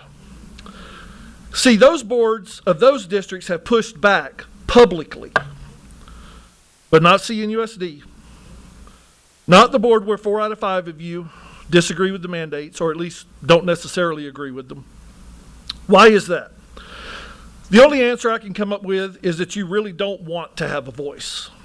It's just too easy to fall back on, we're going to do what we're told. I mean, you're not the ones to blame. You're only doing what you're told. So in closing, I want to help you get in the spirit of that compliance that you're embracing. And based on your statement, I'd like for you to participate in this too, if you would. If you could repeat after me, Ich folge nur Befehlen. That's German for I was only following orders.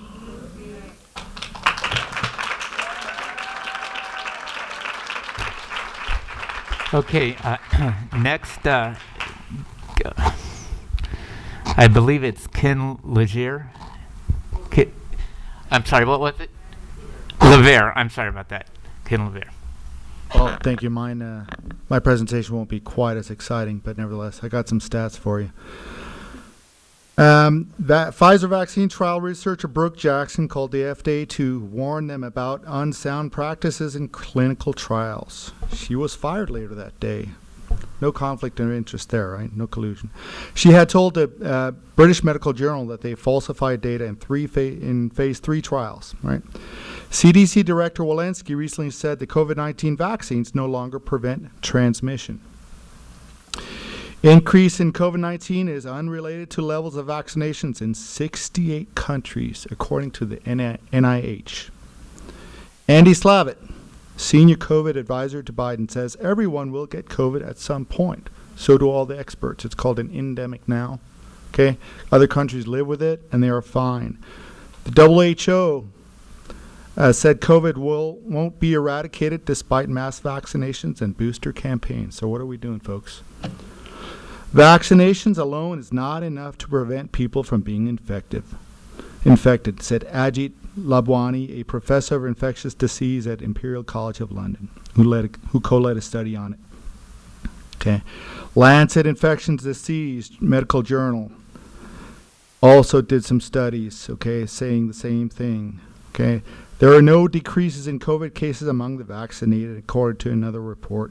Okay, Fauci said everyone has the right to refuse a vaccine. In a Ho Chi Minh City study, those vaccinated had 250 times the level or concentration of Delta variant in their nasal pharynx. The study concludes the vaccine facilitates transmissions of COVID strain, not prevents it. Dr. Robert Malone, inventor of the mRNA therapeutic treatment, I call it, as you like to call it, the vaccine, said that getting everyone vaccinated is not the goal and will not end the pandemic. He said that we're driving the virus to be able to escape through evolutionary selection. The benefits of the vaccine, in other words, there's no benefit. And okay, his analogy that he used was like medicating poultry in a feedlot. Okay, indiscriminately, you give it to everybody with antibiotics, it leads to the antibiotic resistant superbugs. So we'll keep getting this, and who gets wealthy off this? Big Pharma. Okay. That's pretty much all I have on that. I've got a lot more, but just would bore you with real science. Basically, just to piggyback off what the previous gentleman said, you need to take a stand against this because other districts have. I would like to keep working here as a teacher. Okay, so thank you very much. Next, Luke Hunter.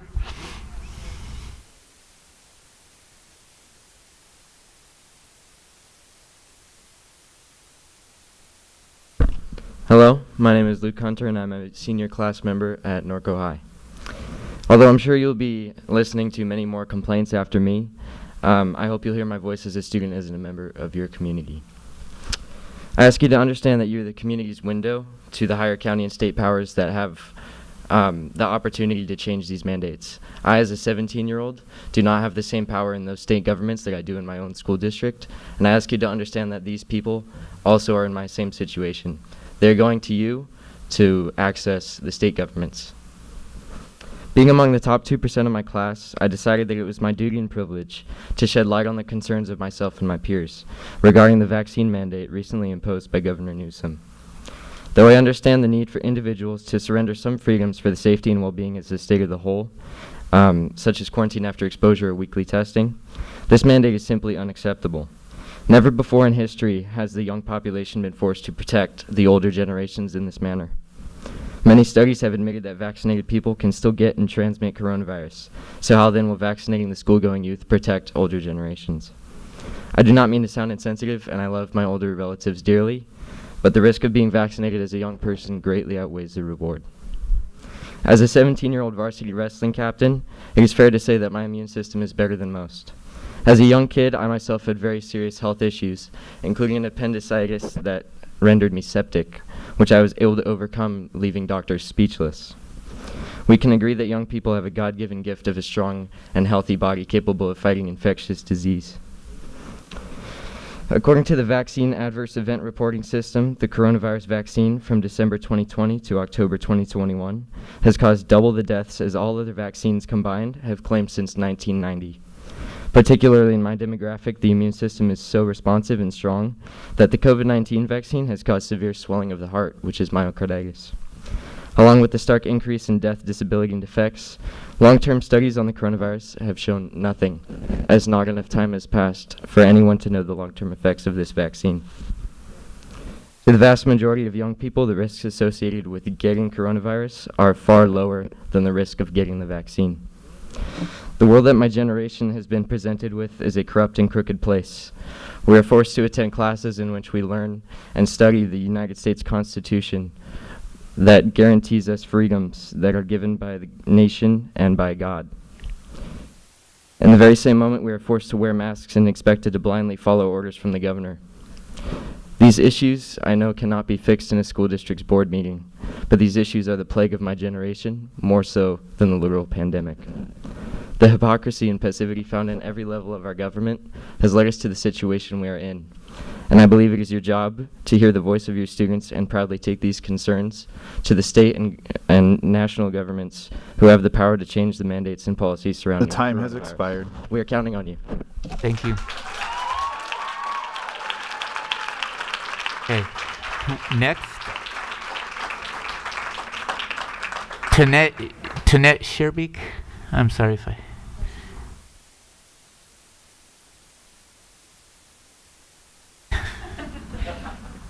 That's my student right there.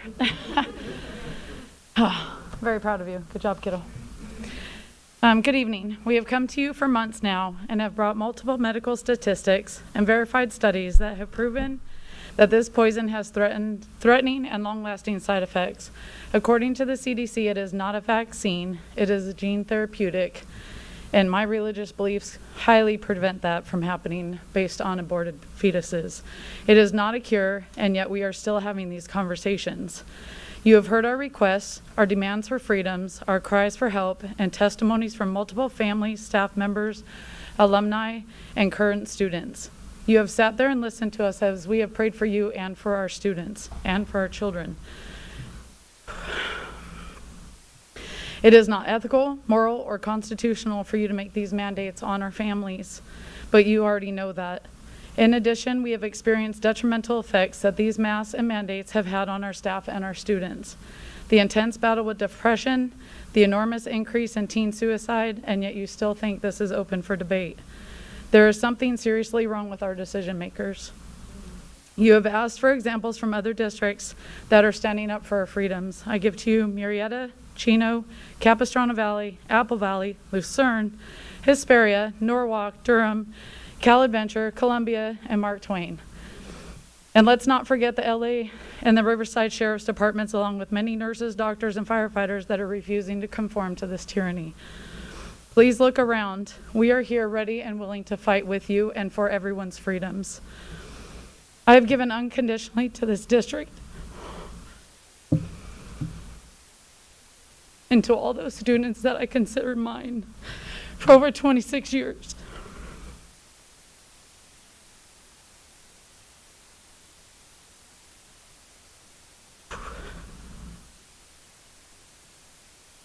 I'm asking for you to respond now because we have waited long enough.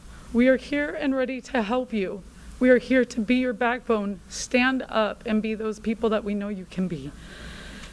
Please, I would like to use the rest of my time for you to respond. And God bless you and have mercy on you guys, because I know it's a tough decision that you guys have to make. Well, the floor is yours. We're here. We're ready for answers now. We've come to you. We've given you everything we have. Give us some hope.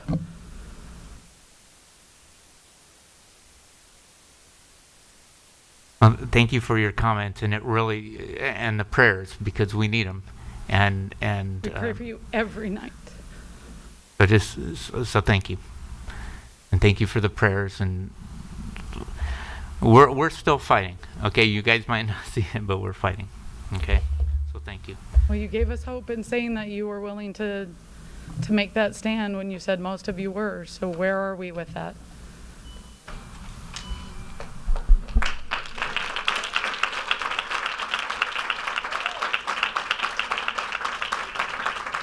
Okay, next, Cleveland Carter.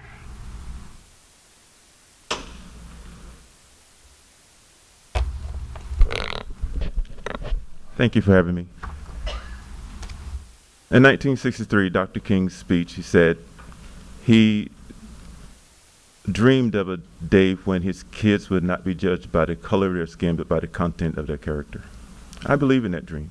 Parents behind me believe in that dream. Parents out in the parking lot believe in that dream.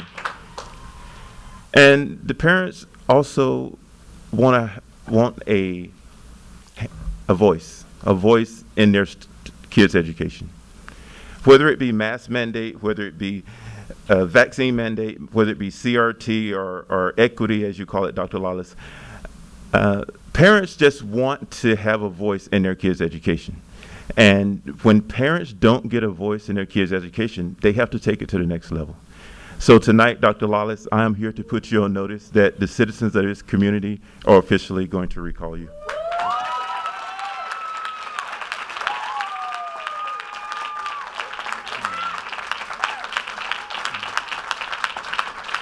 I was told to pass it around to him. Thank you. Okay. Thank you.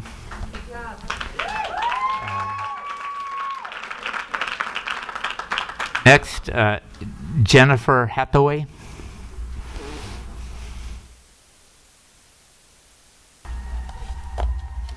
Wow, I gotta follow that. Good evening. I hope you can hear me. Can you hear me? I'm a little nervous. I've been a teacher with Corona Norco about 4 years, so not very long. And I've been pretty quiet up until this point. I teach moderate to severe disabled students in high school. They are 9th through 12th graders. And I wanted to talk about how this mandate would impact this group of students. I haven't so far heard how it would impact students with moderate to severe or even profound disabilities. When the pandemic started and we went on remote teaching, it was extremely challenging for me to reach my students the way I would have normally in person. To do it over the internet was almost impossible. How do you give full physical support to a student over the internet? Well, you can't. How do you address behavior issues over the internet? You really can't. I can't support my students, or I couldn't support my students the best way I could over remote learning. In September 2020, my class was part of the small cohort whose students returned with their SCIA, the Special Circumstance Instructional Aids, because they were not able to get the support they needed at home. They had to come to class. There were 4 of them because we knew they were not getting the access to their curriculum the way that they should have. They were not getting their OT, they were not getting their PT, they were not getting their speech, and anything they were getting was over the internet. How do you help someone with their fine motor over the internet? You can't. So they returned, and we were supposed to socially distance. How do you socially distance with a student who has severe behavior? You can't. So that really wasn't even happening. We were giving full physical support to these students, even though we were supposed to be socially distanced. We couldn't do that. So now I fear if these mandates are put in place, those students with those disabilities who may not be able to receive vaccines due to medical issues, what's going to happen to them? Are they going to get independent study?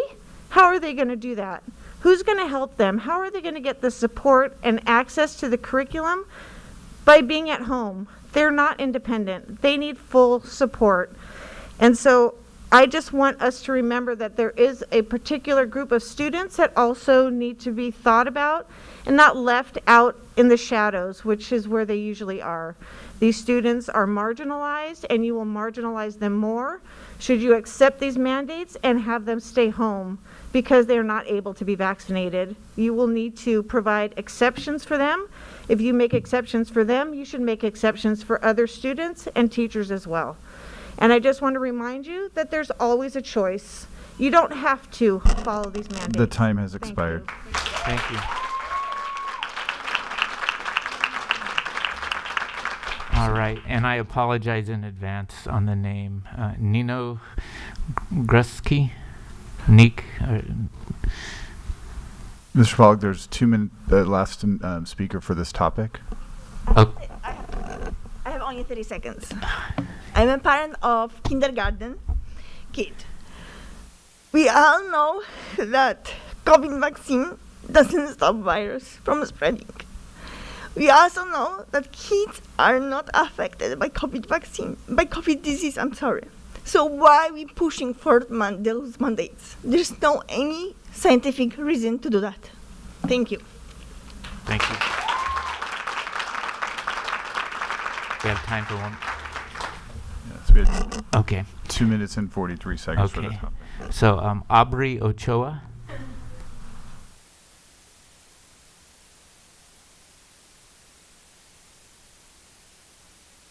Okay. Thank you.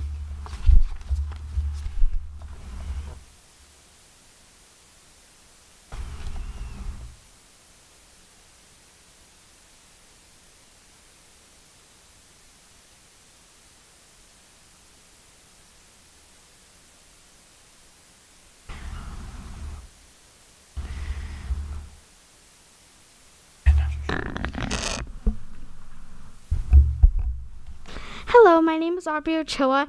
I am homeschooled now, but I wanted to read these letters from the kids who participated in this shoe drop-off. This first letter I'm going to read to you is by a kindergartner. Dear school, I didn't want the vaccine, and I don't want Governor Newsom making me wear a mask. I am going to get a wallet today and save my money so I can go to Texas.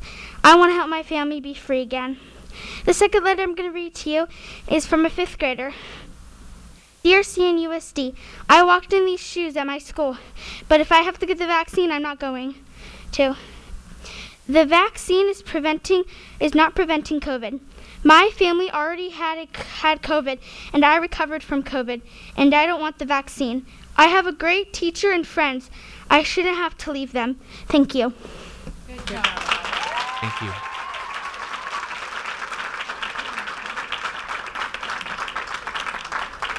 Okay. Bethany Ochoa.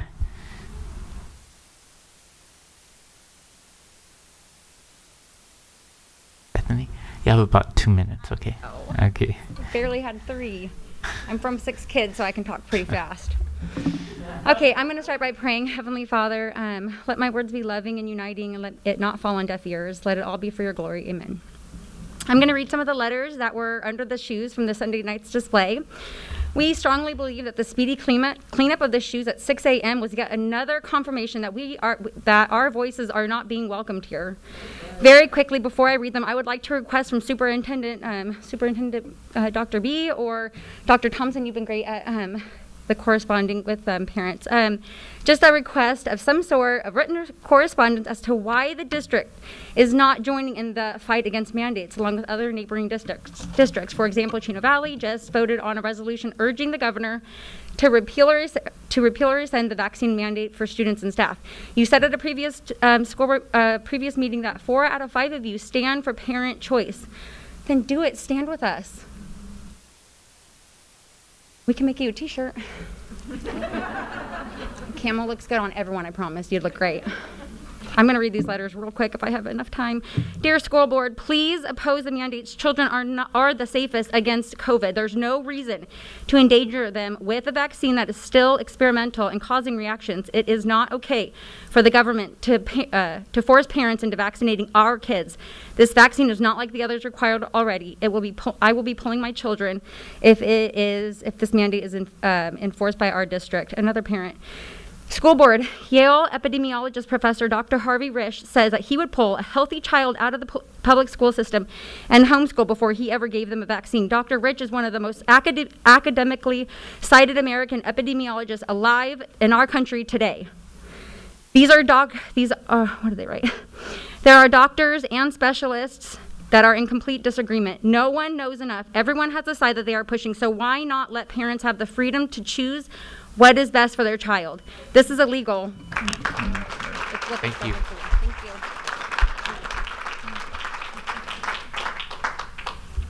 you. Okay, we're going to move on to testing. Ken Levere. All right, well, some people may think this is like a little, we've already covered this before in the last year and a half, but just a couple of notes here. Okay, PCR tests have a history of being inaccurate and unreliable, okay? In one study, a patient could get 2 different results from the same test on the same day. This happened. The late president of Tanzania, as some of you may know, submitted samples of goat and pawpaw and motor oil for PCR testing, and all came back positive for the virus. Okay? The CT values, cycle threshold, are too high, okay? Values of Inner Health is 40. That's the company you guys use for a district. Even Fauci said anything over 35 is meaningless and likely to return many false positives. Fauci said even if it's 36 cycles, it's still dead nucleotides, period. You can find this on YouTube. So he said this in an interview. And yet Inner Health claimed they cycled a 40 CT. And so what you're doing is you're forcing teachers to test every week on this stuff. And yet a false positive could easily show itself, okay? So all labs in the U.S. that follow FDA guidelines, which recommend 40 cycles, including Inner Health, are knowingly or unknowingly participating in fraud. Not that that's a new thing these days, right? Dr. Juliet Morrison, virologist at the University of California, Riverside, told the New York Times, any test with a cycle threshold above 35 is too sensitive. I'm shocked that people would think that 40 cycles could represent a positive. A more reasonable cutoff would be 30 to 35. Okay? Dr. Michael Mina, Harvard School of Public Health, would limit it to 30 and said that COVID cases would decrease as much as 90%. Okay? Of course, yes, there are COVID cases out there, but this is being blown greatly out of proportion if you look at the science. The PCR tests were never intended to be diagnostic, folks. It even said so on the label in the beginning. Okay? The World Health Organization admitted PCR tests produce false positives. The majority of tests are at best questionable. Yet you're willing to send teachers home for 10 days, not give the kids the education they need for 10 days. Okay? In 2021, January, the WHO released another memo, this time warning that asymptomatic positive PCR tests should be retested because they might be false positives. I mean, this goes on and on. Okay, so do I prefer this saliva test to a vaccine mandate? Yeah, you can bet. But this is just to show that the system is flawed. Okay, and it's not perfect science. What's in any way, shape, or form. That's all I got for you. Thank you. Next, Tracy Beadle.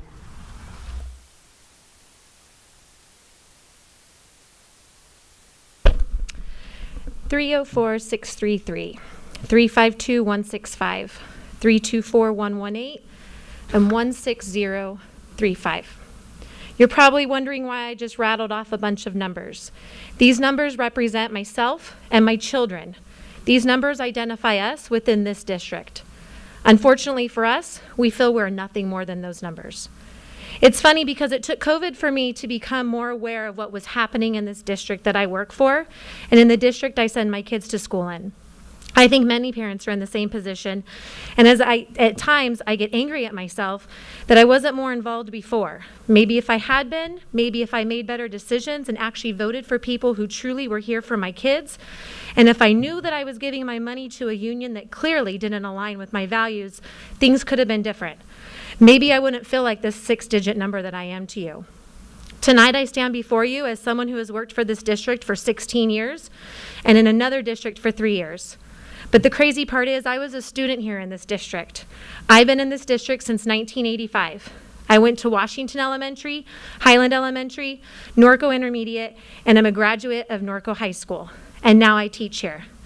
I always thought it was pretty cool that my own children attended the same exact elementary school that I went to, and up until this year played on the same playground equipment because we finally got them new ones. I thought it was special that my children went to the same intermediate school as I did, and that my 8th grade year, we changed from the Vikings to the Bobcats, and we changed those yellow and black colors to the blue and white that they wear today. I get very proud watching my son step out onto that Norco High School football field as the freshman quarterback, the same field that I performed with my cheerleading squad at the high school games, the same track that I ran countless hours with a coach who happens to be here tonight, who also just spoke to you recently. It breaks my heart that because we're just a number, that this Thursday will probably be my son's last time stepping foot on Norco High School football field to play football. This year may be the last time I ever have a Bobcat, and this may be the last time that anyone walks into those portables at Highland Elementary, where I actually learned with a 6th grade teacher that is in here today, and she's the reason why I became a teacher in the first place. This is the community that means the world to me, and I don't know any other community, I only know this one. And to know that I work for a district that doesn't stand up for my rights and the rights of my children breaks my heart. I'm disappointed in my community. I currently spit in a tube every Tuesday to prove that I'm healthy enough to be here. But I have sat in a room with colleagues that come sick with coughs and snotty noses who sit next to me that are vaccinated that don't need to prove that they're healthy enough to be around me. At one of my children's school, we have a teacher that tells 12-year-old students that their parents are stupid for not vaccinating them. Here's the ironic part. He's vaccinated and he was out for 2 weeks with COVID. Hopefully he used that situation to teach the students about irony. The time has expired. Thank you. Thank you. Okay. Amy Devlin Faria. Did I say that right? I didn't think I was going to get to speak tonight, so thank you. I actually also grew up in this district. I graduated a long time ago in 1992 from Norco High School, and I now have little kids. So I'm an older parent, single mom of 3 kids, and this vaccine concerns me greatly. And I know we're not talking about the mandate anymore, but what I would like to do is encourage you. I emailed each of you this week, and I didn't hear back from any of you. And I just want to encourage you to be strong and courageous. Be very, very courageous, because we have elected you to your office. 2022 and 2024 are coming up, And the hill to die on is what we're talking about tonight. This is the pivotal issue, the one that we all will lay down our lives over the apple of our eye, which is our children. We are not backing down on any of these issues that are set before you. Be it CRT, that's a big issue too, but the mandates and the vaccine and the safety and the testing, all of these things are critical issues to us as parents, and we're not going away. We will be back again and again, and we will primary, and we will elect officials that will listen to constituents and represent us. I was surprised it took 2 hours. I get up at 3:30 every morning. I have 3 small children, ages 2, 6, and 8, waiting for me at home. I had to get a babysitter to be here because it's crucial that I'm here and emphasize to you how important it is that you represent the people and not the governor, and that you be courageous like Chino Valley. I'd like to read you part of their letter where they emphasize the fact that you will be losing funding when these people move out of state or pull their children out for homeschool. You are losing seats that you get paid for. You are going to be supporting job loss in our country, in our state, and job loss in your district. You're going to be hurting yourselves and hurting your teachers that work for you, and hurting the children because they will choose less effective modes of teaching just to protect their health. And I'd also like to point out the fact that the FDA, they only issued this with 0 testing. We are the study. Our children are the study, and they said that there are known serious risks of myocarditis and pericarditis. They know that, and they've enlisted the help of the Pediatric Heart Network to help them because they said we're a labeling agency, an extension of the government, to simply approve or disapprove something based on labeling, and their only result after they get to experiment on us for the next 4 to 5 years, experiment on our children, is simply to change the label. The topic for the vaccine mandate has expired, the time on it. I'm sorry, but I'm just saying, be courageous, be brave. Chino Valley is brave, others are brave, so please be brave. Please be courageous. Your careers do depend on it. Thank you. Thank you.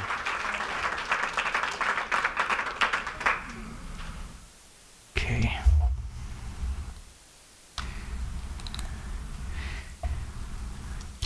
So next we have no specific topic, and so I'll read the topic and the speaker.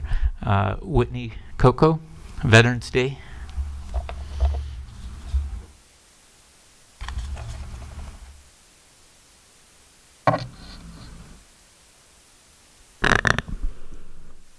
I am here today to talk about Veterans Day, a federal holiday in the United States observed annually on November 11th.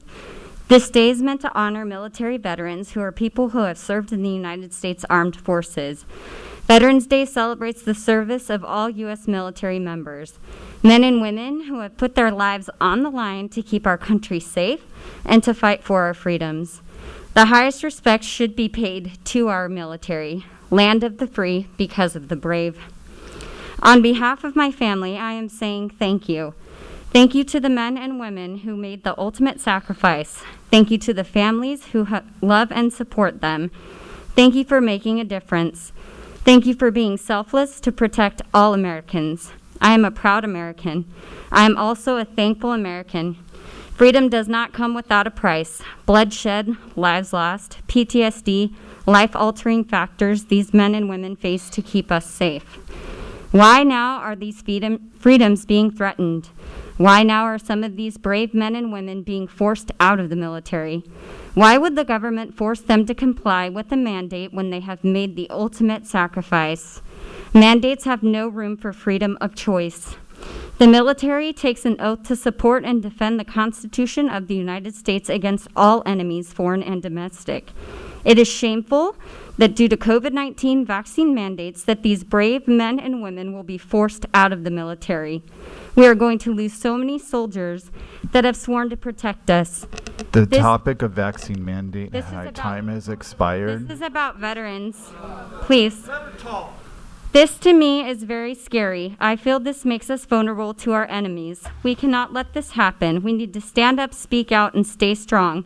We need to keep having faith that America is the land of opportunity. We need to come together, have respect for one another's differences, and stand up for our rights. I feel as a parent I am in the battle for my child's freedom, the battle to make sure they get a good education, the battle to help them succeed, not only in the classroom but in life.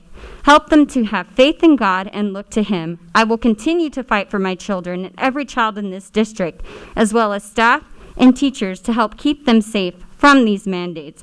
All the veteran teachers that have fought for our children to educate and inspire them are being forced out as well. Don't let the sacrifices they have made go to waste. Thank you to all the veterans on Veterans Day. Thank you for inspiring me to fight.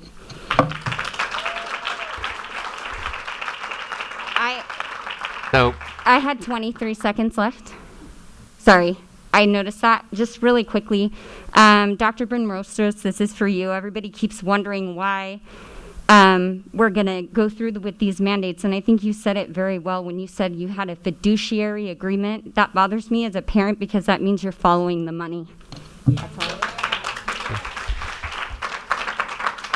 So we had the 20 minutes limit on the mandates, on the vaccine mandates. So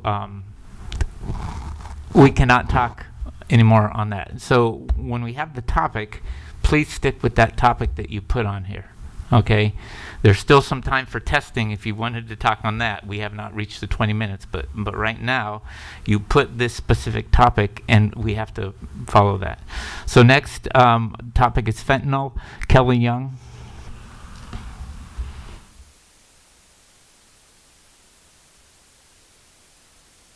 Okay, so sedation, confusion, drowsiness, dizziness, nausea, vomiting, diarrhea, constipation, urinary retention, respiratory depression, cold and clammy skin, grayish color of the skin, respiratory failure, and death.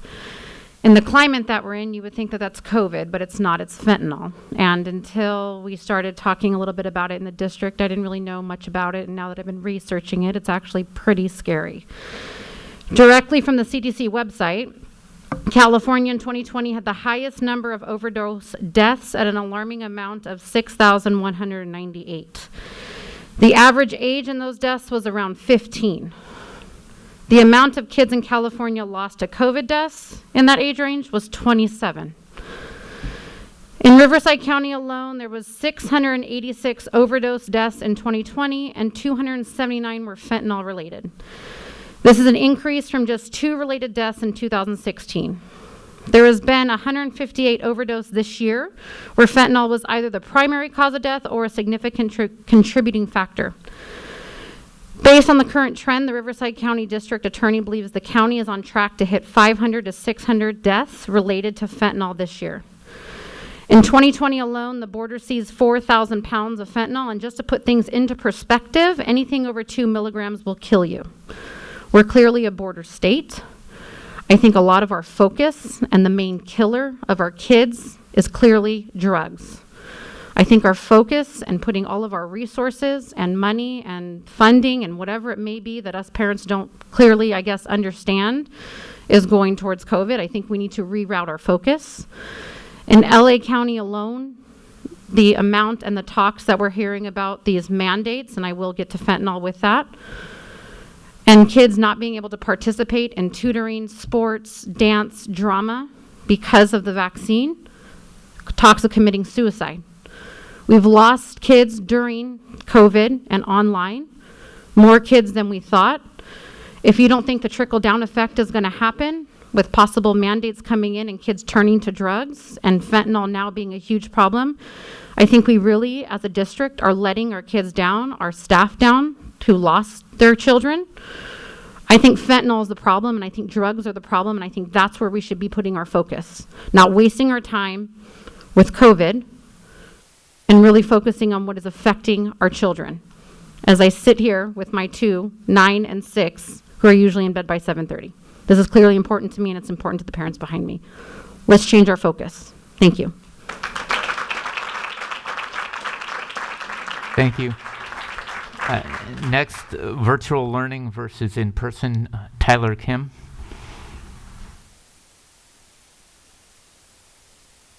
Do I start? You could start, yes. Okay. Hello, my name is Tyler Kim, and I'm a 6th grader at Rosa Parks. I'm here to talk about how in-person learning has better qualities than virtual learning. When I was in remote learning, I stopped caring about my assignments and started getting bad grades. Before remote learning, I was an A and B student. I lost interest in many subjects and didn't have the will to do my work well. I was also easily distracted because I could watch YouTube and play games on the same device I was doing my work on. I want to go to junior high and high school in person so I can experience having different classes and teachers. I also want to play sports at school and have social interaction with other kids. I want to get to do electives, PE, eat lunch at school, go on field trips, do class projects, and be in school clubs. These are all things I will not be able to do to experience in virtual learning. Please consider how many other students will miss out on these experiences and many more. If you enforce the vaccine mandate, thank you for your time. Thank you, Tyler. Politics in the classroom, Michael Pass.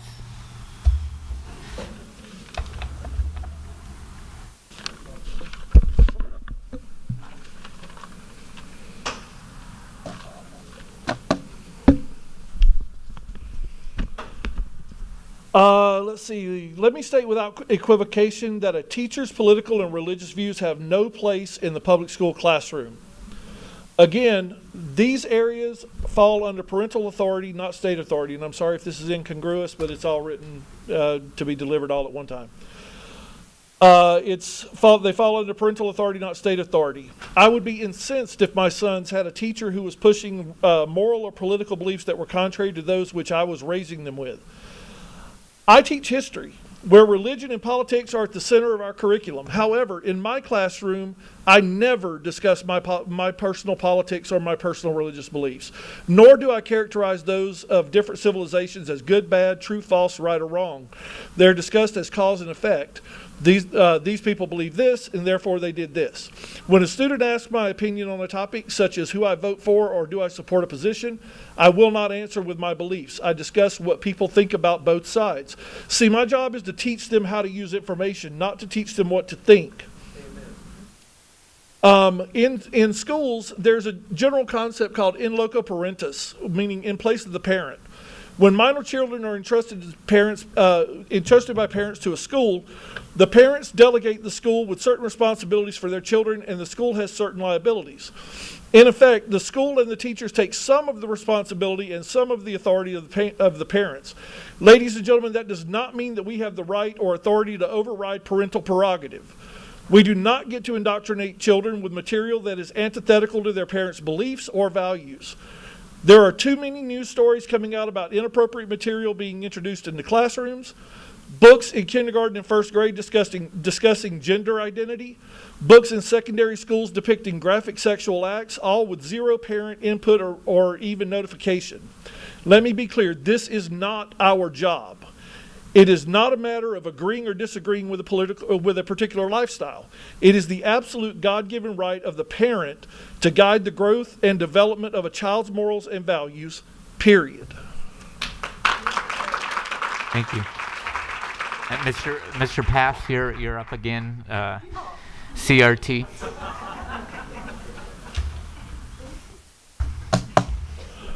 So it's for you, Dr. Lawless. Abraham X. Kendi said, the only remedy to past discrimination is present discrimination, and the only remedy to present discrimination is future discrimination. This is patently absurd. Discrimination is discrimination and is unacceptable. It is the idea that I should encourage my black students to embrace victimhood, to identify every white person as inherently evil and racist is asinine. It is equally absurd that I should encourage my white students to accept responsibility for actions for which they did not commit or to loathe themselves because of their skin color.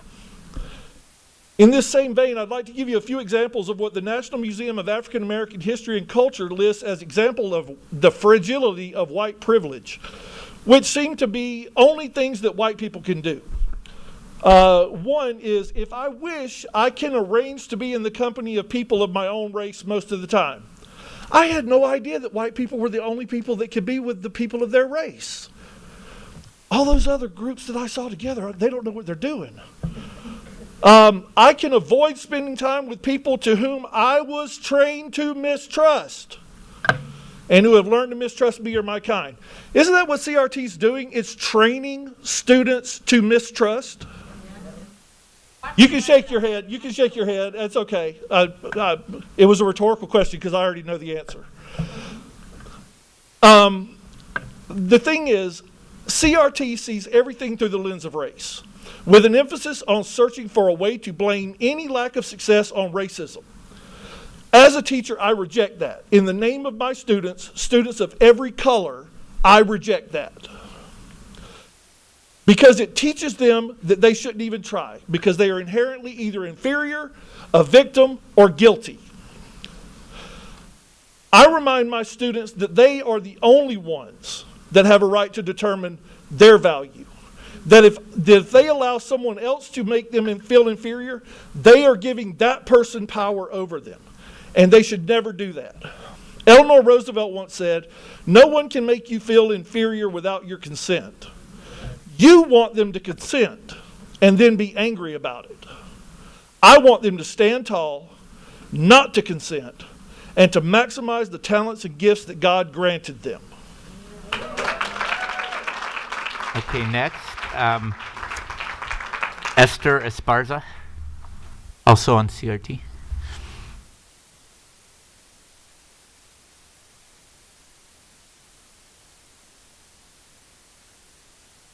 All of you?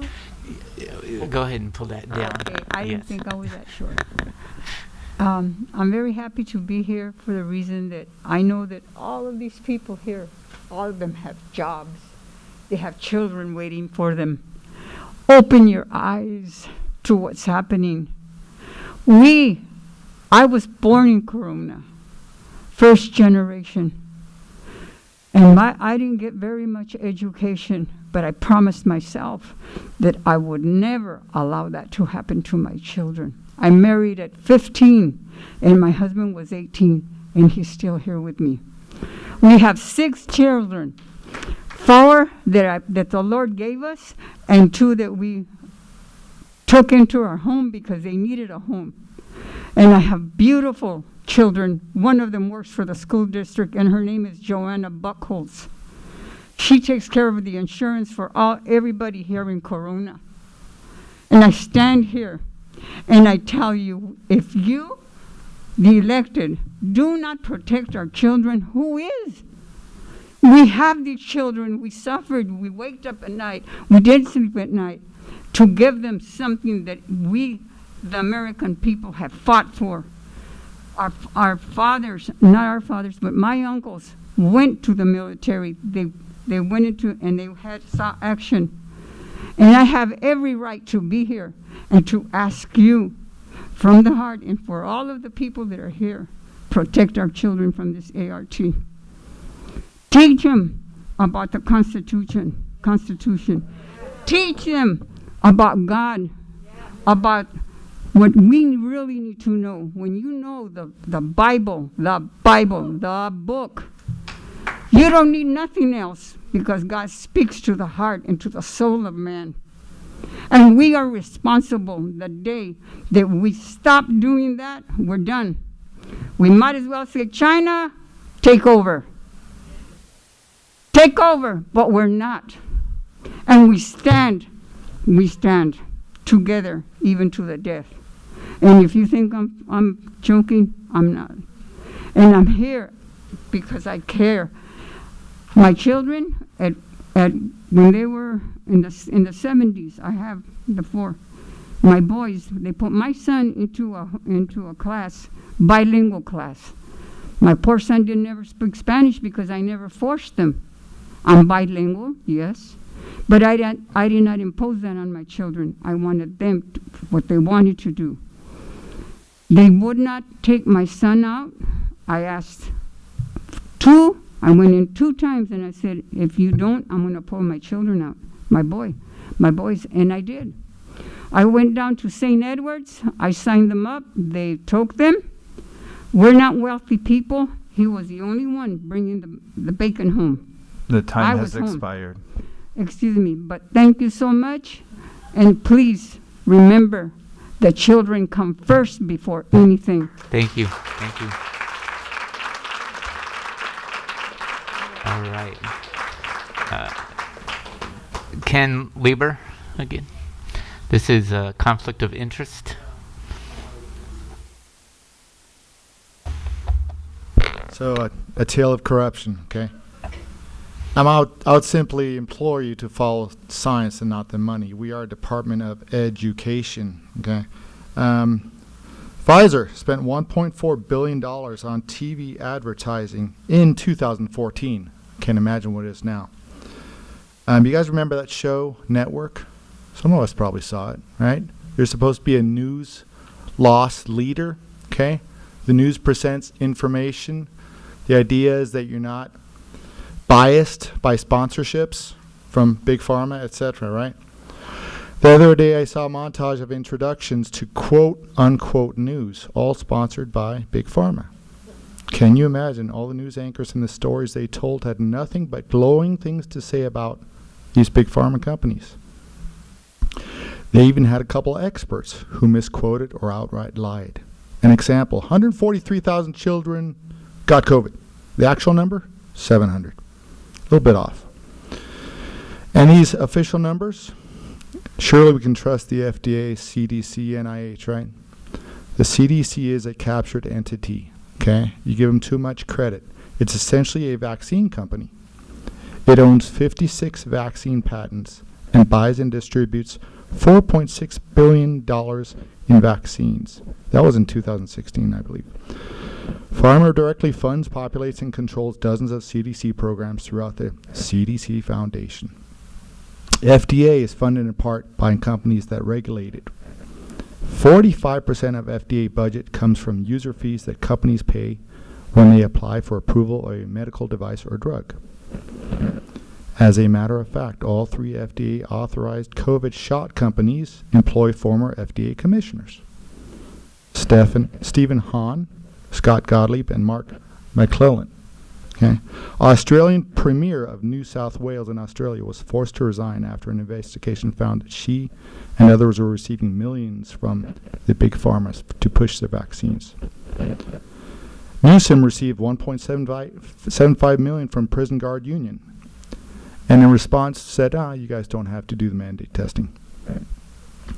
But there are neutral, honest fact checkers, right? Reviewing quote-unquote facts. I call them censors, okay? CNN, okay, they also received sponsorships from Pfizer. A Facebook fact-checking partner was accused of collusion. The fact-checker, Mr. Besser, is funded by an organization that holds over $1.8 billion in stocks in J&J and is run by a former director of the CDC. Okay, I mean, I could go on and on. I got facts on this, and you can research it yourself. What does this have to do with you guys? Stand up to corruption. Don't be corrupt like them, okay? Take a stand. Follow the science, not the money. Let's educate our kids. Thank you. Next, academic performance, post-COVID, Matthew Stringer. Academic performance. Hi there. So my name is Matthew Stringer. I'm a registered voter in Trustee Area 1. And my wife and I are parents of 2 DLI students at CCA, one of whom was a mentor in the Rocket program at Foothill and another who attended TK at Garrettson, DLA at TK. In the not too distant future, we're actually going to have 4 kids all at CCA at the same time. So we're excited about that. And we love Principal Clays, we love the school, we love the district, and we love Corona. And as a side note, I just want to mention that many years ago, while I was attending USC, I had the opportunity to take a class on political organizing under Dolores Huerta. So you can imagine, the smile I had on my face when I found out my kids would be going to Chavez. Some of you might understand the connection there, right? Yeah. But times have changed, and I think my politics have changed a little bit. So I want to talk about academic performance and learning loss tonight, particularly future outcomes as they relate to the pandemic. You're probably familiar with the state's California school dashboard. It hasn't been updated for 2020 for obvious reasons. But it does show in 2019 that 46% of our district qualifies as socioeconomically disadvantaged. And in 2019, only 43% of that body were considered college prepared at graduation. Now, I don't know what percentage of the 2020 cohort have experienced learning loss due to the lockdowns, but I do know that this board sets the vision and the direction of education in this district. And by my estimation, ultimately, this board is responsible for those outcomes. And what do you think those outcomes are going to look like post-COVID? How has this board's repeated decisions to keep kids at home last year, especially our socioeconomically disadvantaged ones, actually served to improve those outcomes? I think you have some idea as to the answer, and I hope that it keeps you up at night. Which is why I believe it's time for change on this board. Certain board members have consistently decided against the best interests of the disadvantaged students who needed to be at the schools in person the most last year to support their academic performance during COVID. And I think you've been hiding behind COVID and using it as an excuse, frankly. I think it's time that we take a stand, that we get away from these mandates and these masks and all this stuff that's dividing this community. Clearly it's dividing the community. And look for ways to help our students again, help all the kids in this district, including my kids that are going to grow up in this district, to get away from all this nonsense. All right, so I think that starts with change. And so I think it's time that we do something about that. And so that's why I'm looking forward to seeing Dr. Lawless recalled. Thank you.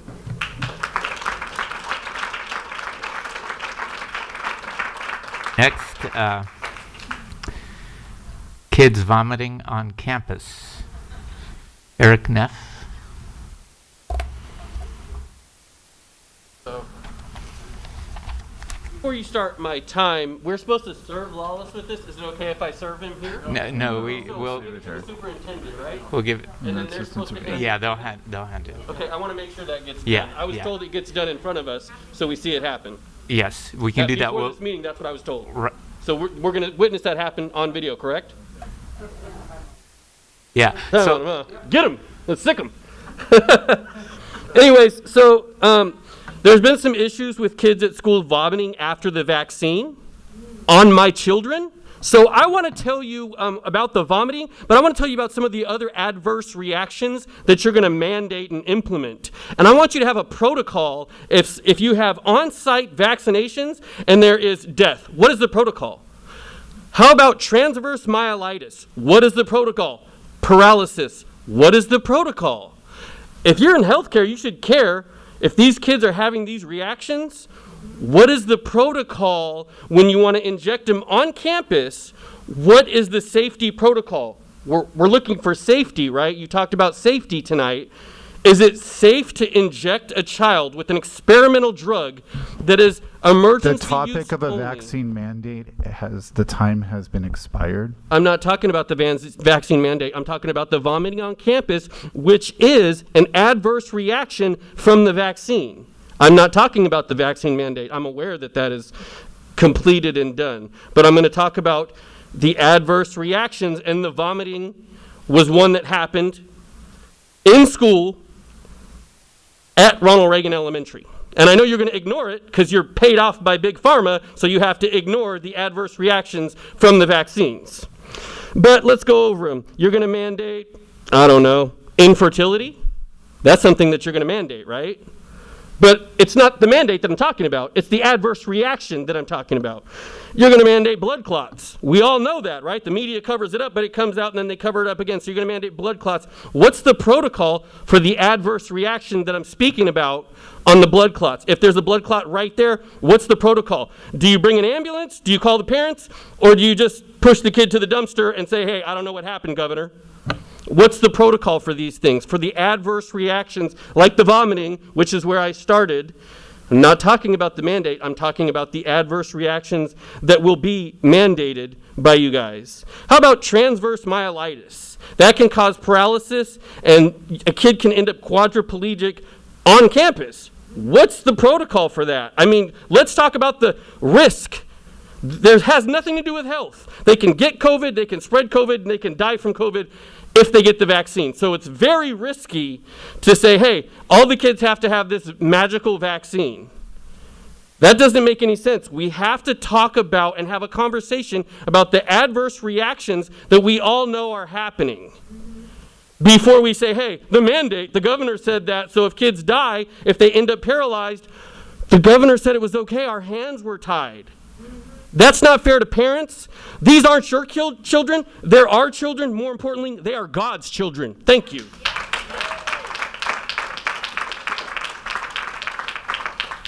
Okay, next, Cleveland Carter, speeding. Rondo. Well, I just wanted to come back up because when I came up earlier to serve the recall notice, I was told outside that I couldn't walk up to Dr. Lawless, and I had to pass it around for him to receive it, but I still see it sitting on the desk. So I need to make sure he actually receives the he receives the recall. Okay. He will receive it. He will receive it, and you could be here after when we're done with the meeting. Okay. Okay. Yeah, well, we will do that at the end of this, and you could witness it. Okay. Well, okay. Thank you. Okay, so you could stay, and we'll do it at the adjournment between the meetings. Okay. Thank you. I will. Okay. Okay. Cleveland, you're up again. Bullying at Reagan. Okay. Okay, District Community Partnership, Liz Agraz.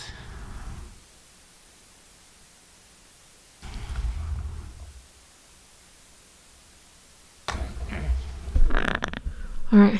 Hi, everybody.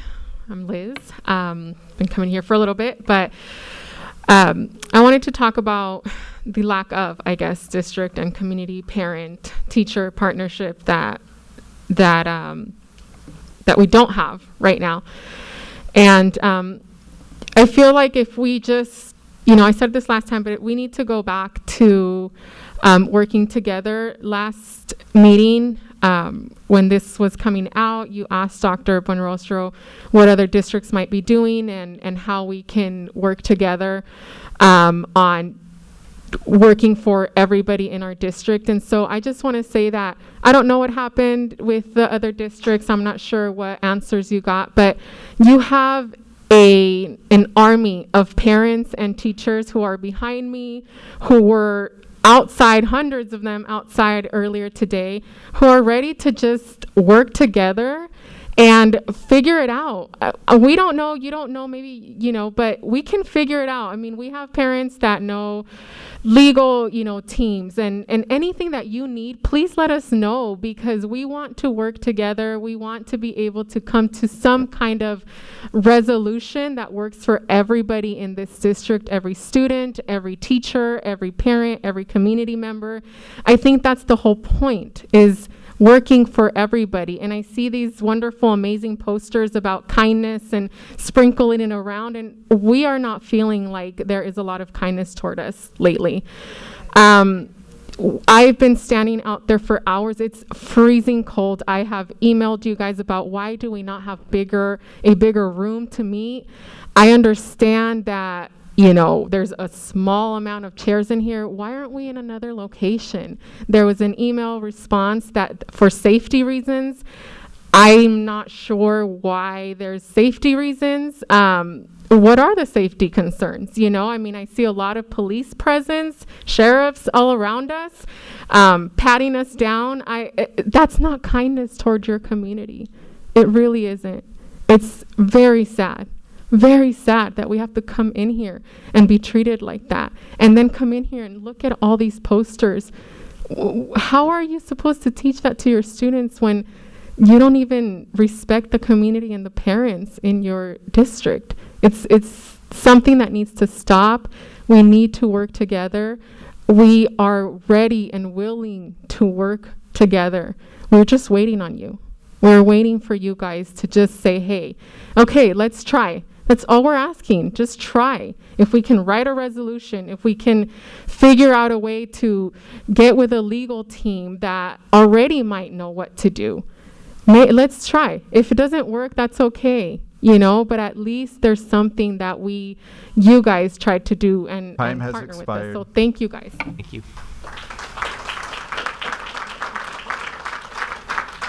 All right. Next, attendance, Devin Thomas.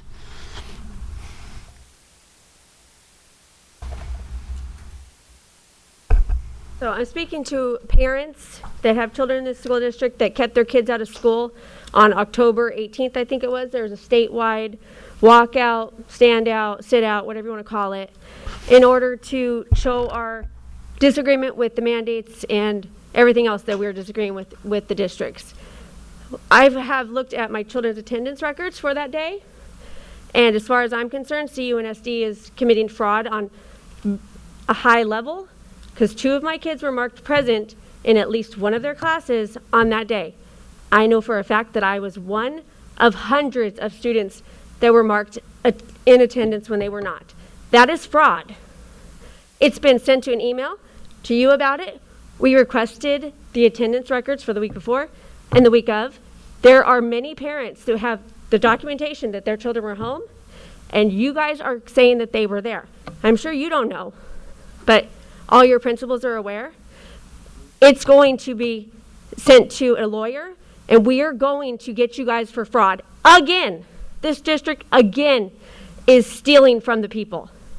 So any parent that has information about your child being marked present on October 18th, please reach out to the parents groups in Telegram, Facebook. If you have our emails, we are coming after that fraudulent activity, and you guys are going to be held accountable.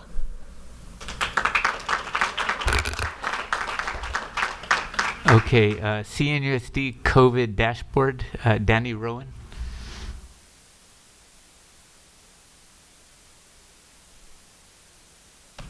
Is there any way this can go?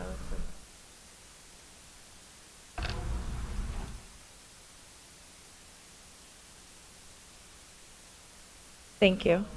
Good evening, board members. I had really hoped after last year's fight for sports I wouldn't have to be back in here, but a lot has changed, and I felt the need to come back and speak to you. And I've spoke to so many of you personally, and I want to share some basic math from our COVID dashboard, and have people think about these numbers. And I've been tracking these numbers for the past month on our COVID district dashboard, but as of yesterday, if you look at the district COVID dashboard, it only shows 38 active cases of students with COVID in our district. Out of 53,000, I can do some basic math on a calculator, and if I do that, that comes out to 0.071% of our students in our district with active reported cases. That's less than 1%.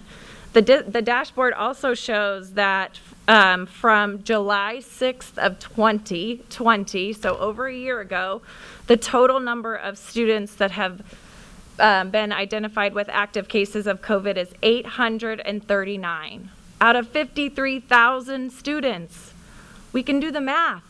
A percentage, that's 1.5% of our students in our district out of 53,000. That number in itself, to me, makes this conversation incomprehensible. And I just shared a graph with you that shows the annual death among children in the United States and the causes. And I'd like to focus on the 5 to 14-year-olds because that's what we're talking about, school-age children. Unfortunately, it didn't show 17 or the high school 14 to 18. But if you look at the graph, COVID, the cause of death out of 100,000 students is 0.2. It's not even one student.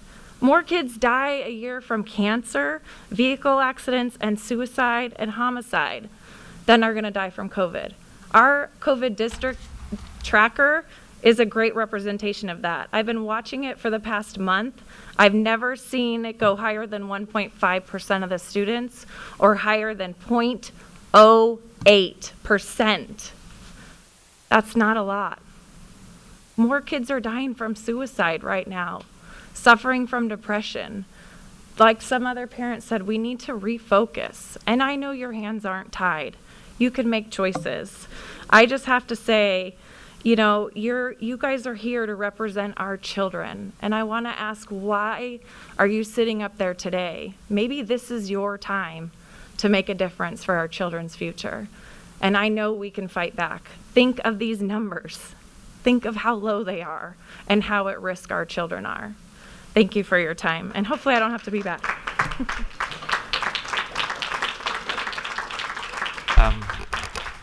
Next, for non-discrimination policy, Christy Coelho.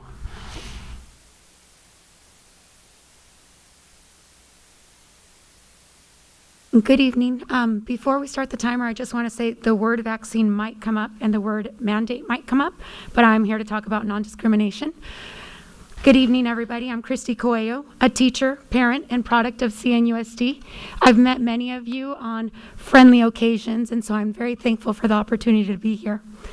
This community values people, traditions, and success, but the past year has brought division, and it's hard to tell if our board is for us or against us. Are you for medical freedom or coercion? Crisis is known to cause confusion, but let me remind us that COVID is the enemy, not us. And you're not a medical entity. I'm here to ask you to stand up against masking, testing, and vaccinating. Made that one up. Leave medical decisions to individuals and their doctors. Newsom said it best in 2019. I like doctor-patient relationships, he says. Bureaucratic relationships are more challenging for me, so it's just a broad stroke. I'm a parent, so am I. I don't want someone that the governor of California appointed to make a decision for my family. He said that in LA Times 2019. Please don't push a medical procedure on students who want to get a quality education or staff who want to make a living. Don't discriminate. Our non-discrimination statement says, CNUSD is committed to providing equal opportunity for all individuals in education and employment and does not discriminate on the basis of blah, blah, blah, medical condition. CNUSD is betraying itself by creating and enforcing a COVID-19 decision tree that treats vaccinated students and staff more favorably than the unvaccinated. Vaccinated teachers with their high viral loads and ability to contract and spread COVID-19 do not have to test weekly or walk into a room that should be private, but on 2 occasions has had visitors there and meetings when I go get my little spit tube. Unvaccinated teachers having to do this, that's discrimination. That's inequity. Imagine growing up without insurance like I did.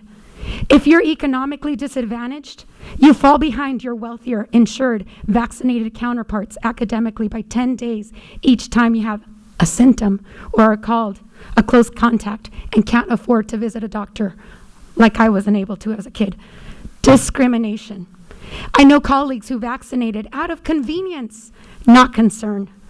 About 30% of the population is not vaccinated. 30% of Americans have allergies. I have allergies. Patients with allergies are more likely to have adverse reactions to COVID shots. Causal or coincidental? 30% of Americans refuse the jab. Our district is pioneers in education. Be pioneers and stand up for us. Please don't let anything happen to us. No shots, no masks. God bless you. Thank you. Okay, the Edgenuity Solution, Angela Van Horn.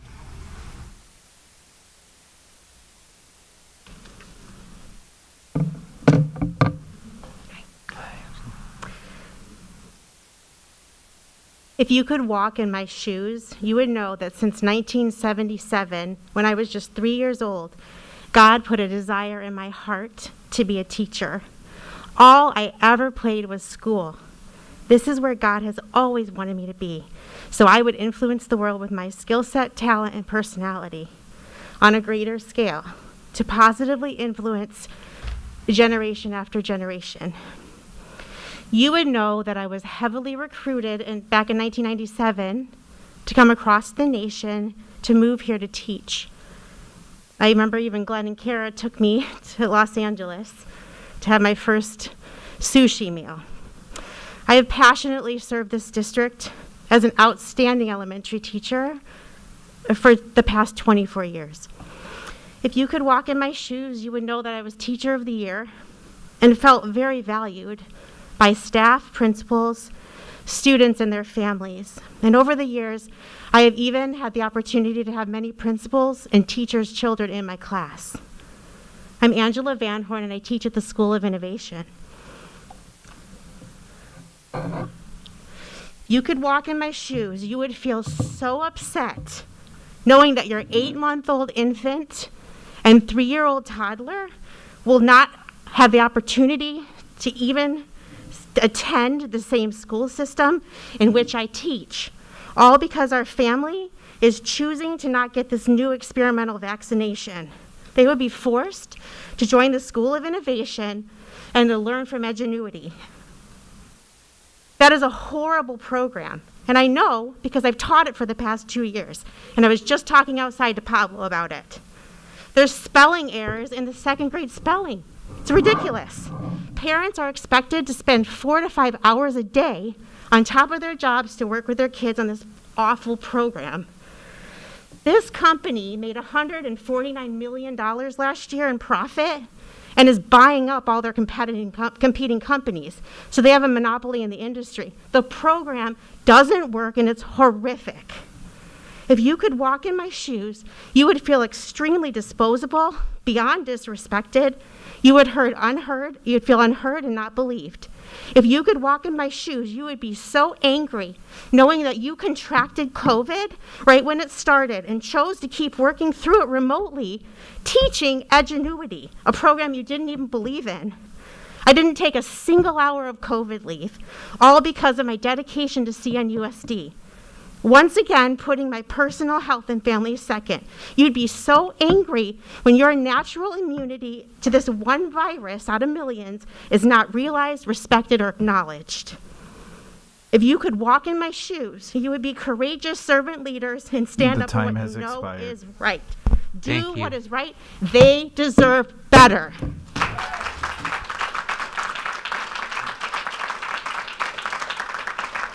Next, pay raises, Mina Arnold.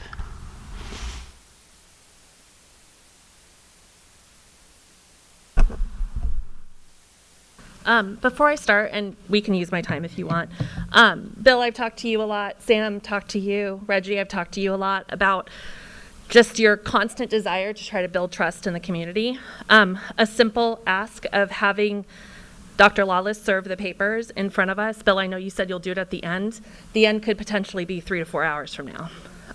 So you're asking us to sit here and wait for that to be done when something simple. Dr. Lawless, you know you're getting served. Why can we not just see it handed to him? We will do it after the public comment, okay? At the end of the public comment section? End of the public comment. Okay, thank you. It was part of the public comment, so we're going to do it at the end of the public Okay, comment. so not at the end of the entire board meeting. Okay, so the raises.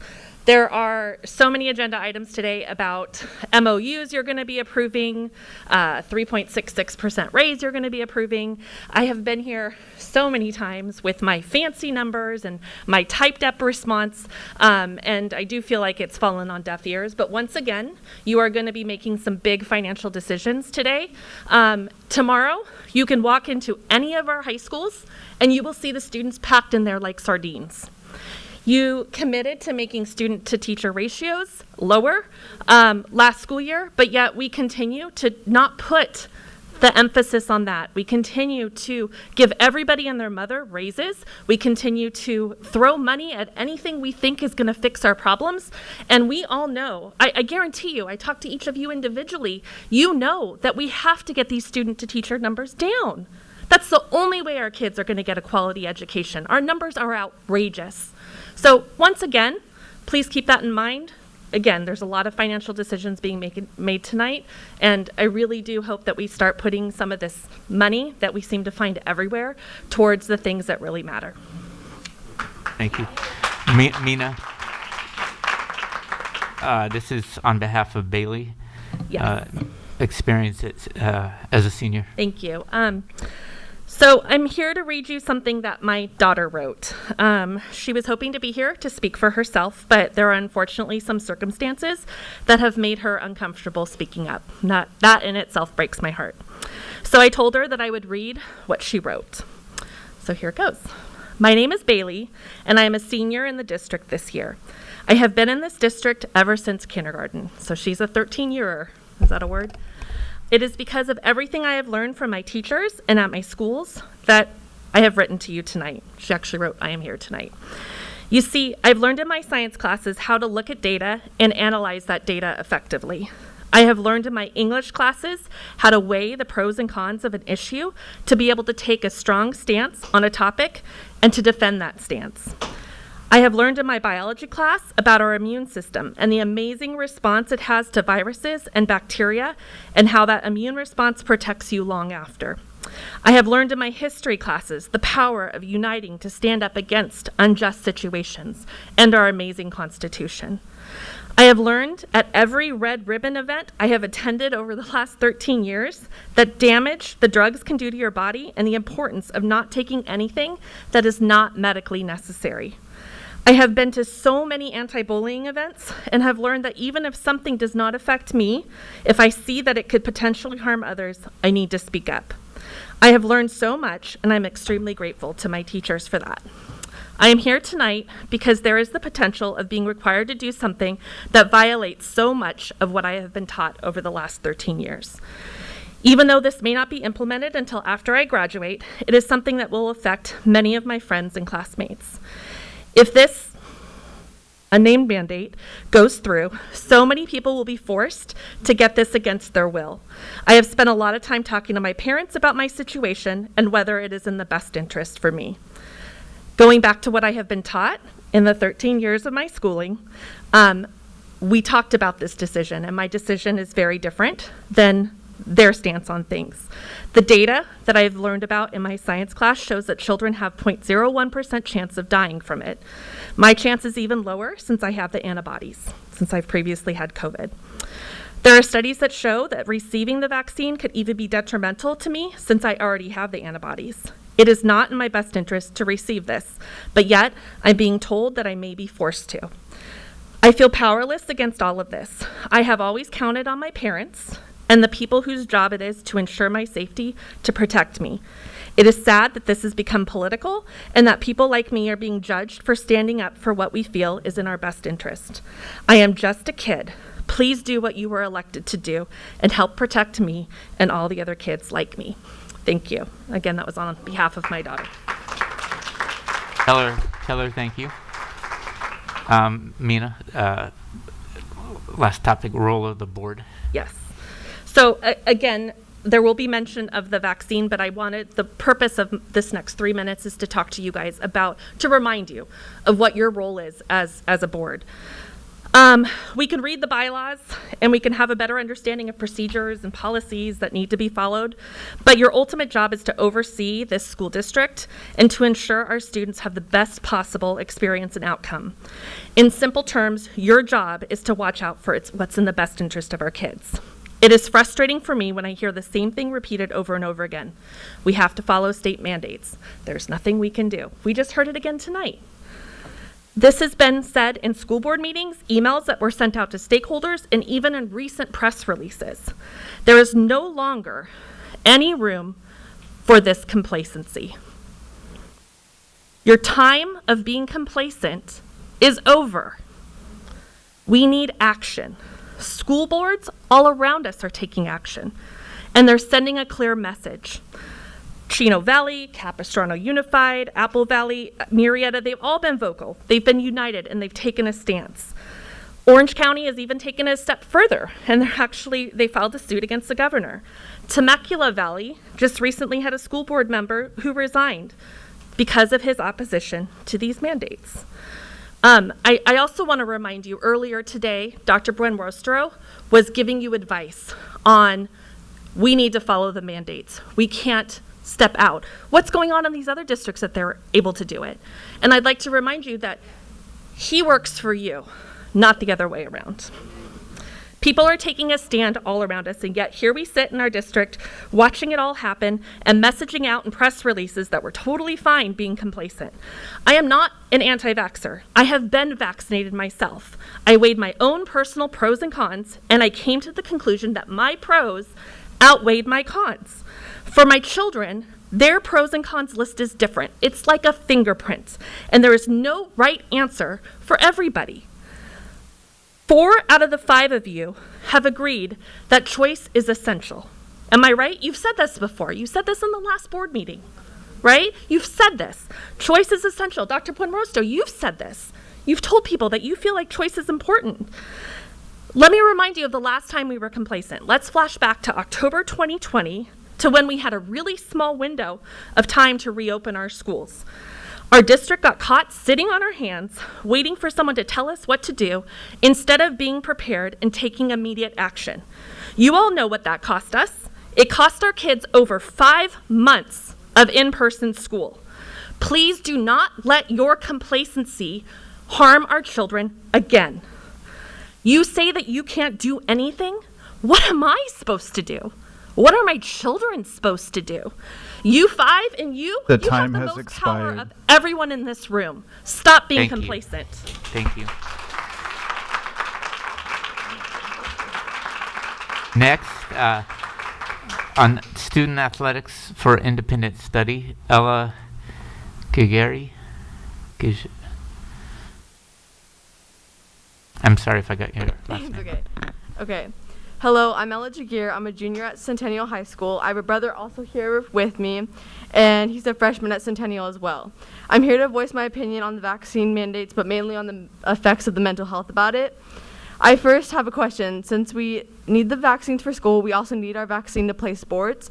If I am forced to go online because of the vaccines, I think it's important we understand all the ins and outs.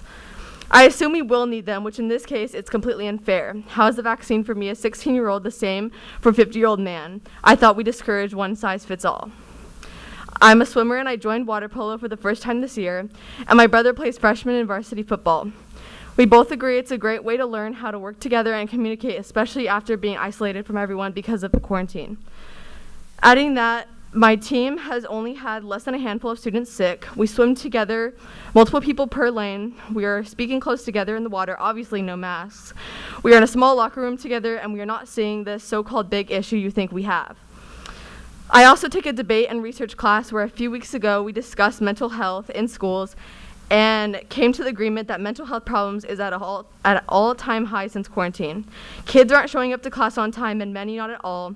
Many don't submit their work, they cheat, many are failing and don't care to do anything about it. There's vandalism, which we've actually had our mirrors in our bathrooms taken away because of it.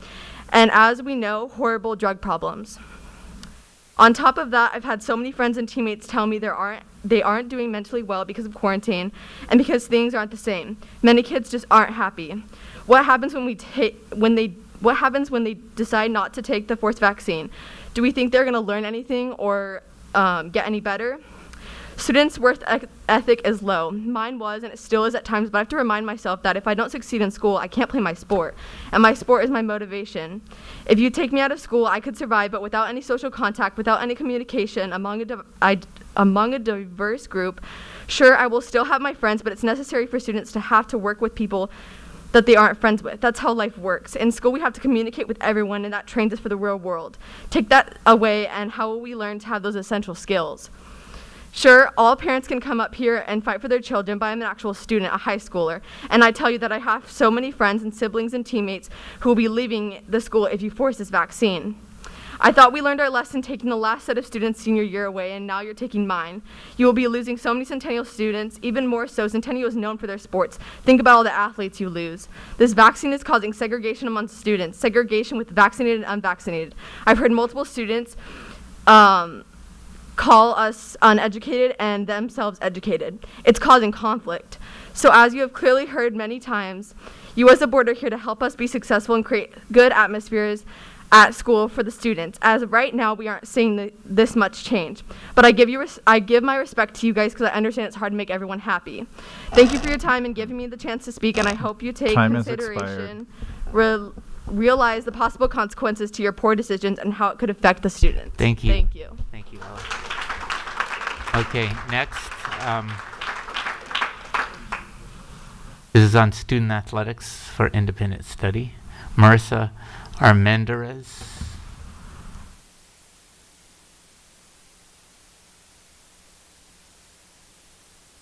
I'm sorry, what was?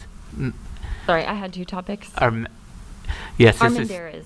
Armendariz. Thank you. This is student athletics. Okay. Thank you. And good evening. I'm Marissa Armendariz. Thank you for hearing myself tonight and my daughter. These are my kids in the front, very tired but willing to speak, and I'm so proud of her. And I guess this topic, student athletics, coming from a standpoint of the future. I know there are a lot of unknowns and questions many parents have, including myself and including other parents that I'm here representing that are parents of athletes on their teams that they play with. And our concern is taking away the sports or any of those type of extracurricular activities if they have to go online for this. Now, I don't know if we're going to pull out of the district or all of these factors play a part in what will be our decision as parents going forward. So I did pull up some studies earlier. I know there's a lot of studies on the positive benefits of extracurricular and sports in how that goes with academics, and a couple key pointers that I discovered in some of these research. Some of the research that was done is higher student achievement, higher self-esteem and body image, higher grade point average, better self-esteem, increased motivation, reduced anxiety, and of course all the other things that you learn of being part of a team. And I know we're all about what is going to help and benefit our kids and their student and their pathway. Sorry, I'm not super prepared. In their education. And so I just seeing all of the benefits to that, I don't see why we would want to add to the stress of going back online, or however all of those changes that are going to take place with being forced to be out of the school system for not taking the shot. So anyways, I thank you for sending me a response to the last time that I came and spoke, and I just hope that I could also get some answers for this too that I could share with other parents, as far as if you guys think that there might be that option to do testing or something for student athletes if they're online for not taking the shot. And I think that was it for that. Thank you. And then you have the mental health. Yeah, the is mental second health. part. Just to piggyback on what my daughter was sharing, I know she's shared with me before the things that her fellow students have been going through, just different hardships, and they have been able to bounce back. It's been amazing to see this whole past several months that we've been back. That they've been in sports and just being able to be back with friends and in school. And so we're all aware that it was a huge impact on kids to be at home and online and away from their normal routine for that past year and a half or whatever it was, year on COVID. So I'm just wondering why we would want to add to that again by saying, okay, here we go again with putting kids back online. And another thing that we spend a month devoting to mental health awareness, and why would we contradict that when we're going to put more kids through this, more mental trauma through this, but also say that we're, for mental health, awareness. So I just would encourage you guys to look at that as well as something, to consider when going through with this. And, as I stand up here, I'm in agreement with all the parents again that we just hope and pray that you guys will be willing to take a stand and let there be choice and just do the best thing for all the students. So thank you so much for your time. Thank you. Next, topic of PE, Zach Robinson.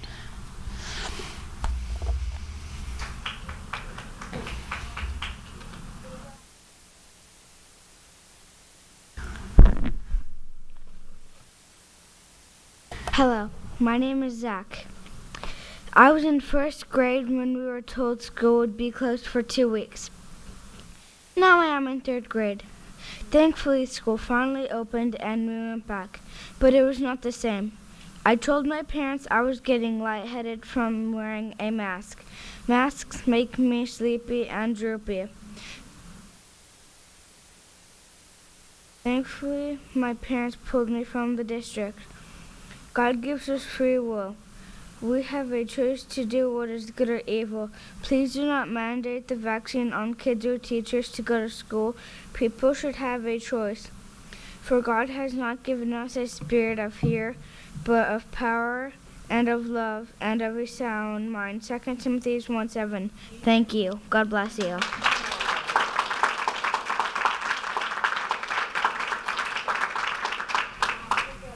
Next, child development in school activities for all. This is Carol B.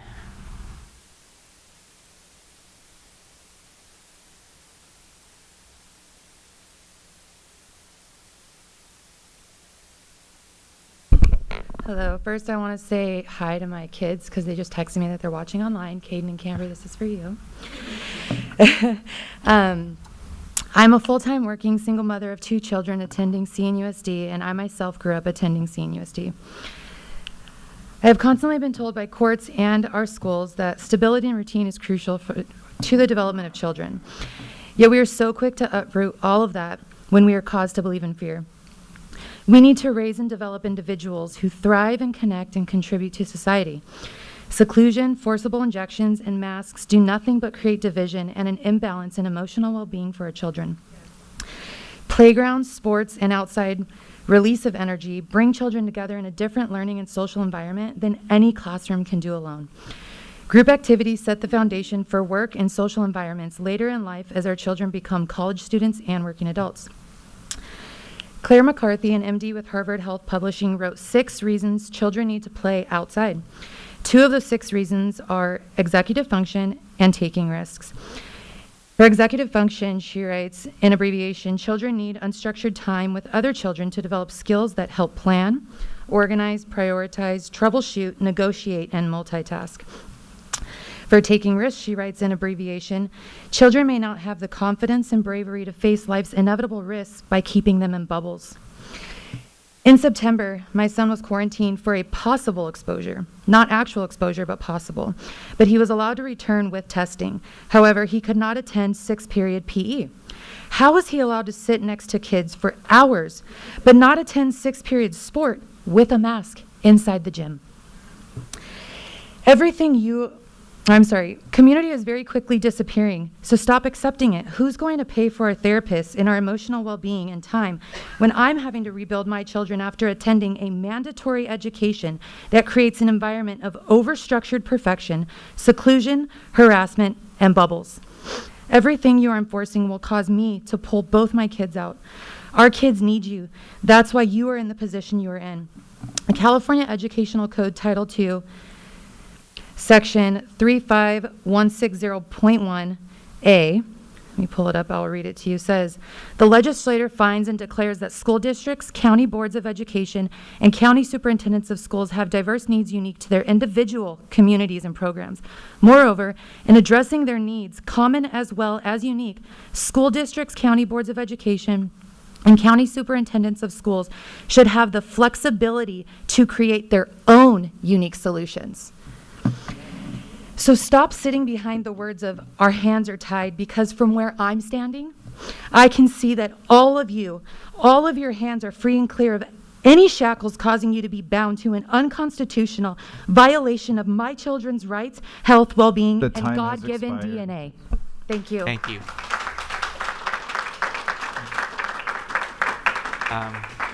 Okay, next, substitute teacher crisis, Kim Aguirre. Hi.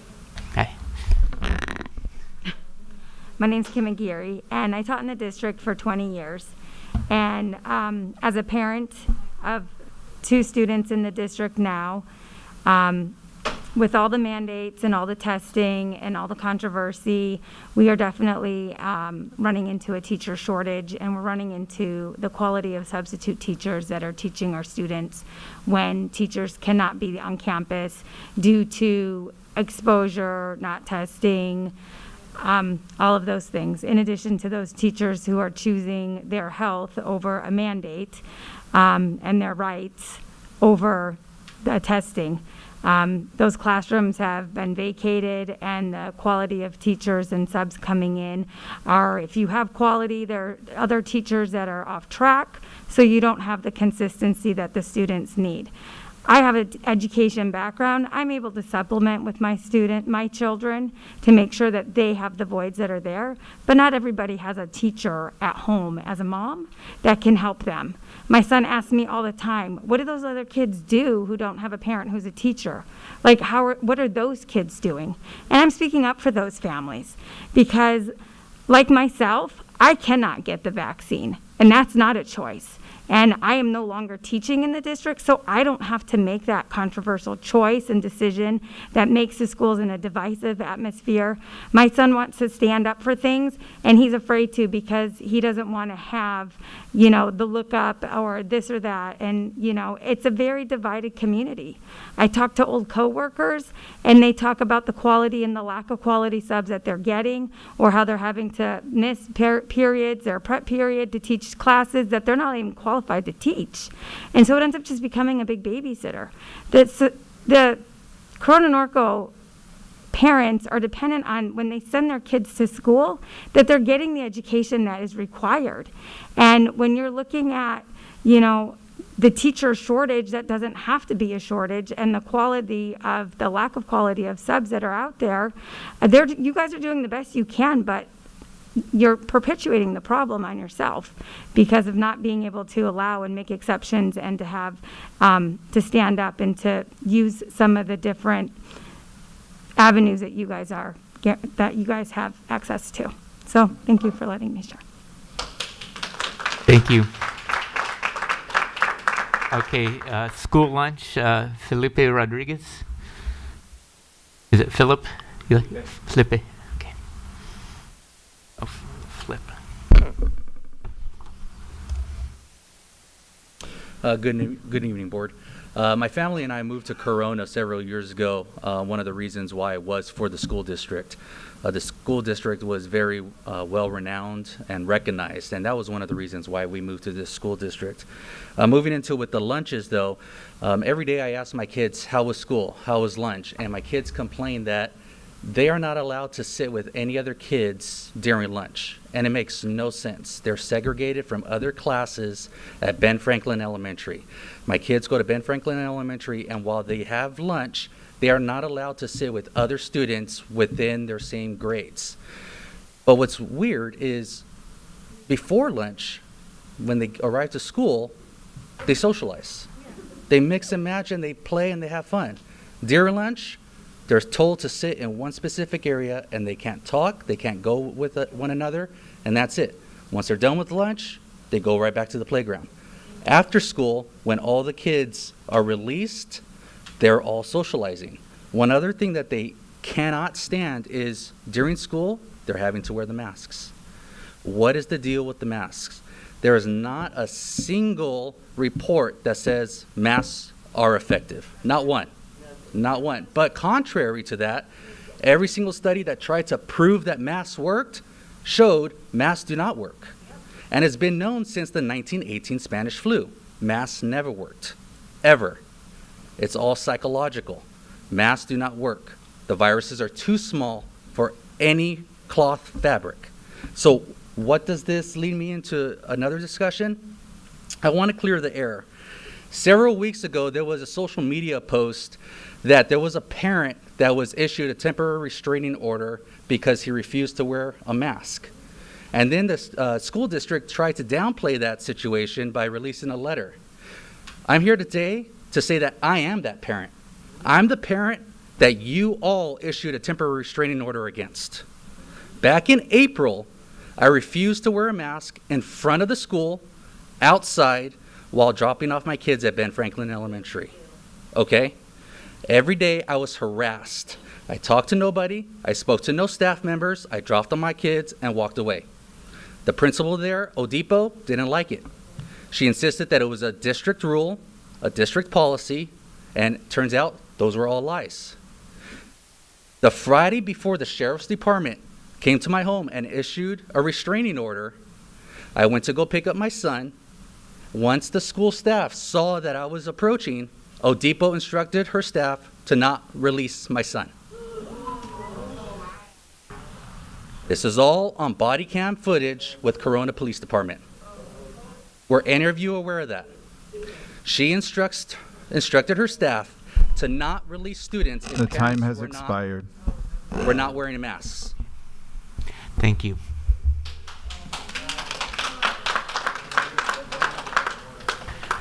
Okay, vaccination injury, Danae Dixon. Or is it Danny? Danae? Oh, I see the hyphen. Hello, my name is Danae, and I am your healthcare hero. I've spent the last 2 years in the front lines of this virus. When the vaccine became available, I didn't want it, but I felt the duty to lead by example and do what was best to protect my community, my family, my patients, because that's what I was told that this would do. But let me tell you what it did do. On January 10th, my life changed forever. What started as a headache, 13 hours after my vaccine, ended up being inflammation in my brain, increased intracranial pressure. I have neurological deficits such as a stutter, twitches, tremors, which recently led me to falling and breaking my foot. I have blood clots and I am on daily blood thinner injections. I am a guinea pig with no definite answer if I will ever be fixed. I have spent $20,000 on treatment, IVIG, plasmapheresis. I'm on 23 pills a day and no change to show for it.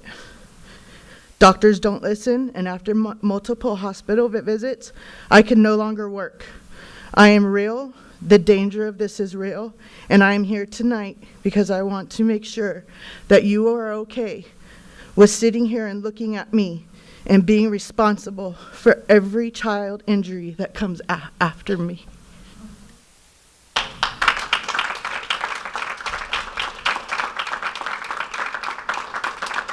Thank you. Next, medical side effects of vaccine, Gowrie Rocco.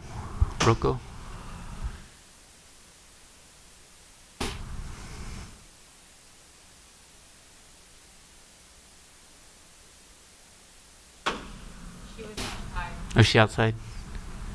Gowrie Rocco.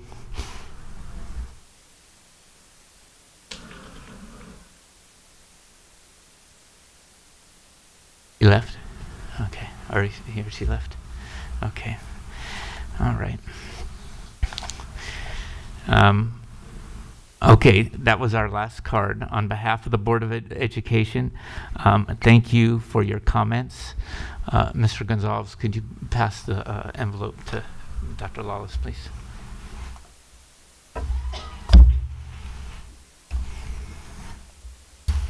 Okay. All right. Okay. Now we move to consent items. Are there any questions, comments, highlights on any of the consent items? I would like to just get some more information on 17R on page 22.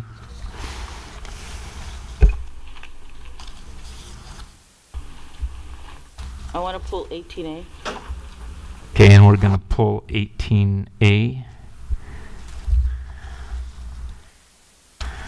What page is that? 18A is on page 25.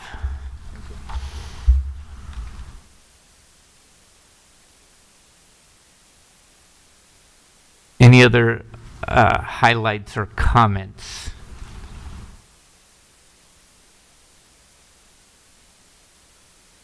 Okay, so 17R on page 22. It's actually the resolution. I just want a little bit of clarification on what that actually means and entails. Sure. Yes, this resolution is part of the process when we have our construction projects and we need to get reimbursed from the state through Prop 51. We have what's called the pupil eligibility grants, and that's based on our enrollment, but it's broken down by grade spans. And in the case of this pending application for Todd Academy, we had built a 7-8 grade building, new construction. We are short grants in that category for grade 7th and 8th, so we're able to move them around from the different grade spans. So those are just what's considered eligibility pupil grants, and the Office of Public Construction, they allow that to move them around within our district boundaries and within the area so that we can be eligible for the reimbursement. So the project is already completed, and now it's pending the application. Okay, and when was that completed? When was the 7-8 buildings completed? Gosh, it was a few years ago. remember? I don't know. What is it? I'll bring John up here. 2018? Yeah, it was about 2018. The building was opened in 2018. Okay. We finished at 7-8. This is part of the delay that we've talked about for the last few years with Prop 51 funding, so they're trying to get caught up. Okay. Okay. All right. Okay, I appreciate that. Okay, so we're already pulling 18A. Any other? Nothing else. Okay, so do I have a motion and a second to approve the consent items? Okay, Lisa, do I have a second? Second. Dr. Lawless? Okay, all in favor of the consent items?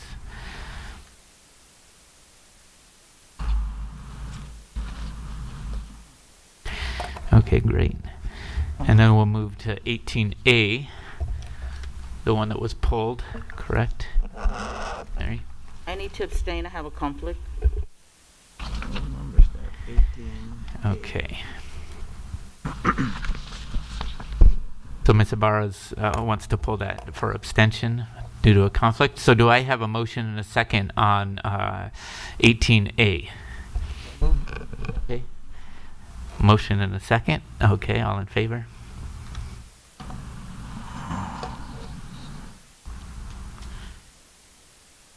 Okay.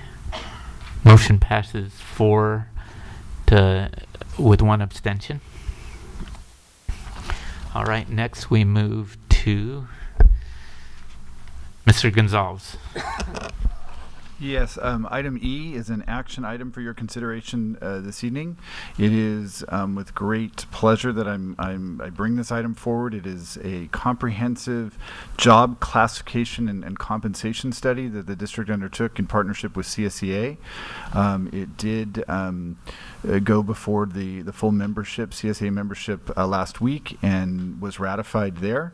So the last step in finalizing this study is to bring it to you tonight.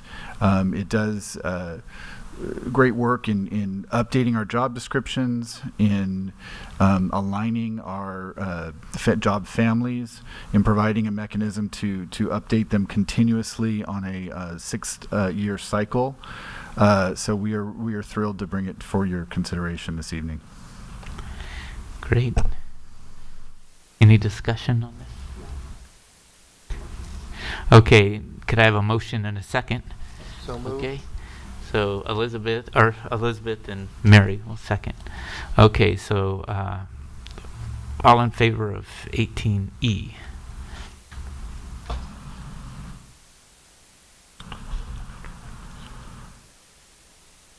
Okay, motion passes 5-0. Next, 18F, Glenn? Yes, so this is a discussion item regarding the initial successor contract proposal. It is filed jointly by the district as well as the Coronado Teachers Association.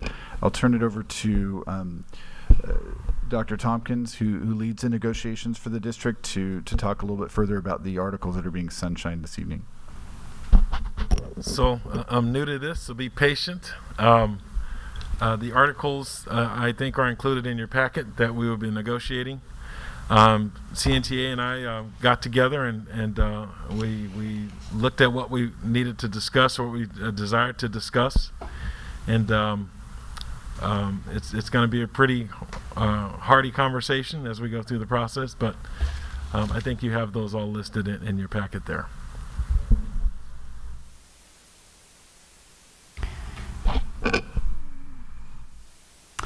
Okay, any discussion? It's just for the benefit of the public, when we do this negotiation in terms of the opening of the different items, do we have a mediator, or do we follow the interest based, or is someone facilitating this We negotiation? mutually agreed to have the two IBB facilitators involved in the conversation around the articles and for any contractual items. Mhm. So yes, we are enlisting the assistance of the IBB facilitators. Okay, thank you. Okay, yeah, I don't think we got any of that information. Yeah, so to clarify, it's in the attachment in the electronic, but if you like, I can be more than happy to read the articles.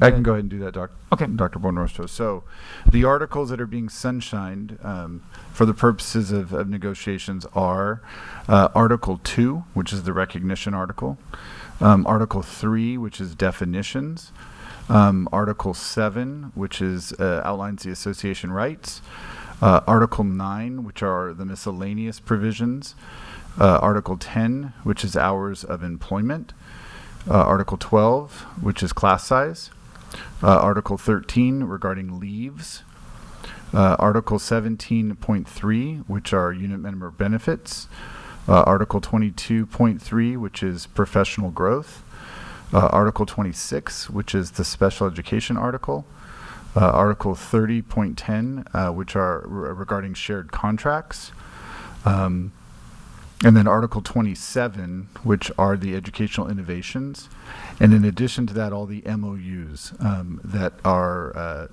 come up every year. So the idea, by sunshining these articles, they will come back for action in December to begin the negotiation process. But these are the articles that are being sunshined and will be worked on in negotiations. One more question. I noticed in the list that CNTA has several, but our district has 3. How do we reconcile that? What do we do? So the amount, Yeah. things that we would like to discuss are included in their articles. Mhm. So there's no use listing it twice. So What happened to the rest? We talk every item that every CNTA. item that's listed, we will have a discussion on, and the items that we presented are the ones that are different than what they have, but we have mutual interests are up and down that list. Okay, thank you. All right, thank you on that. And I greatly apologize, Hannah. I forgot to ask for your vote on that, so I apologize. Okay, so before we adjourn, we will be meeting as a Land Acquisition Corporation following the regular board meeting. So, We need the motion to that? No motion? No, it's No. just Information. Okay. Yeah, it'll come back next yeah. next month. so can I get a motion and a second to adjourn the meeting? Second? Okay, Hannah. Okay, all right. So all in favor of adjournment? Good. All right, motion passes 5-0. We are adjourned at 10:20. Now, All right. We still have a little bit of business, yeah. We didn't have our papers in front of us, so probably all forgot, but it's been a long night. So anyways, opening ceremonies, I'd like to call this meeting to order of the California-based nonprofit Public Benefit Land Acquisition Corporation. It's a long title. So I need a nomination and election for an officer to serve as chairman for a term of 3 years or until a successor is duly elected and qualified, whichever comes first. Do I have a nomination? I nominate John Zigafus. All right. We have a nomination and a second. Any other nominations? No? All right. Are we voting by hand or? Okay. So I need a hand vote. All in favor? Okay, and none opposed. All right. I was already doing it, so wonderful for me. Sorry. Letter B, approval of the minutes from the meeting of the Corona-Norco Unified School District Land Acquisition Corporation held on December 15th, 2020. Do I have a motion? I've got a motion and a second. All in favor, raise your hands. Motion carries 5-all. Number C, approval of the 2021-22 resolution number 1, authorizing the execution and delivery of documents relating to delivery of refinancing, leasing, purchase for Corona-Norco Unified School District, authorizing and directing certain actions in conjunction therewith. So do I have a motion? A second? All right, all those in favor, raise your hand. Motion carries 5-0. I need a motion for closing ceremonies. All right, motion carries. Can I see a show of hands for yes? Motion carries 5-all. Thank you. We are adjourned.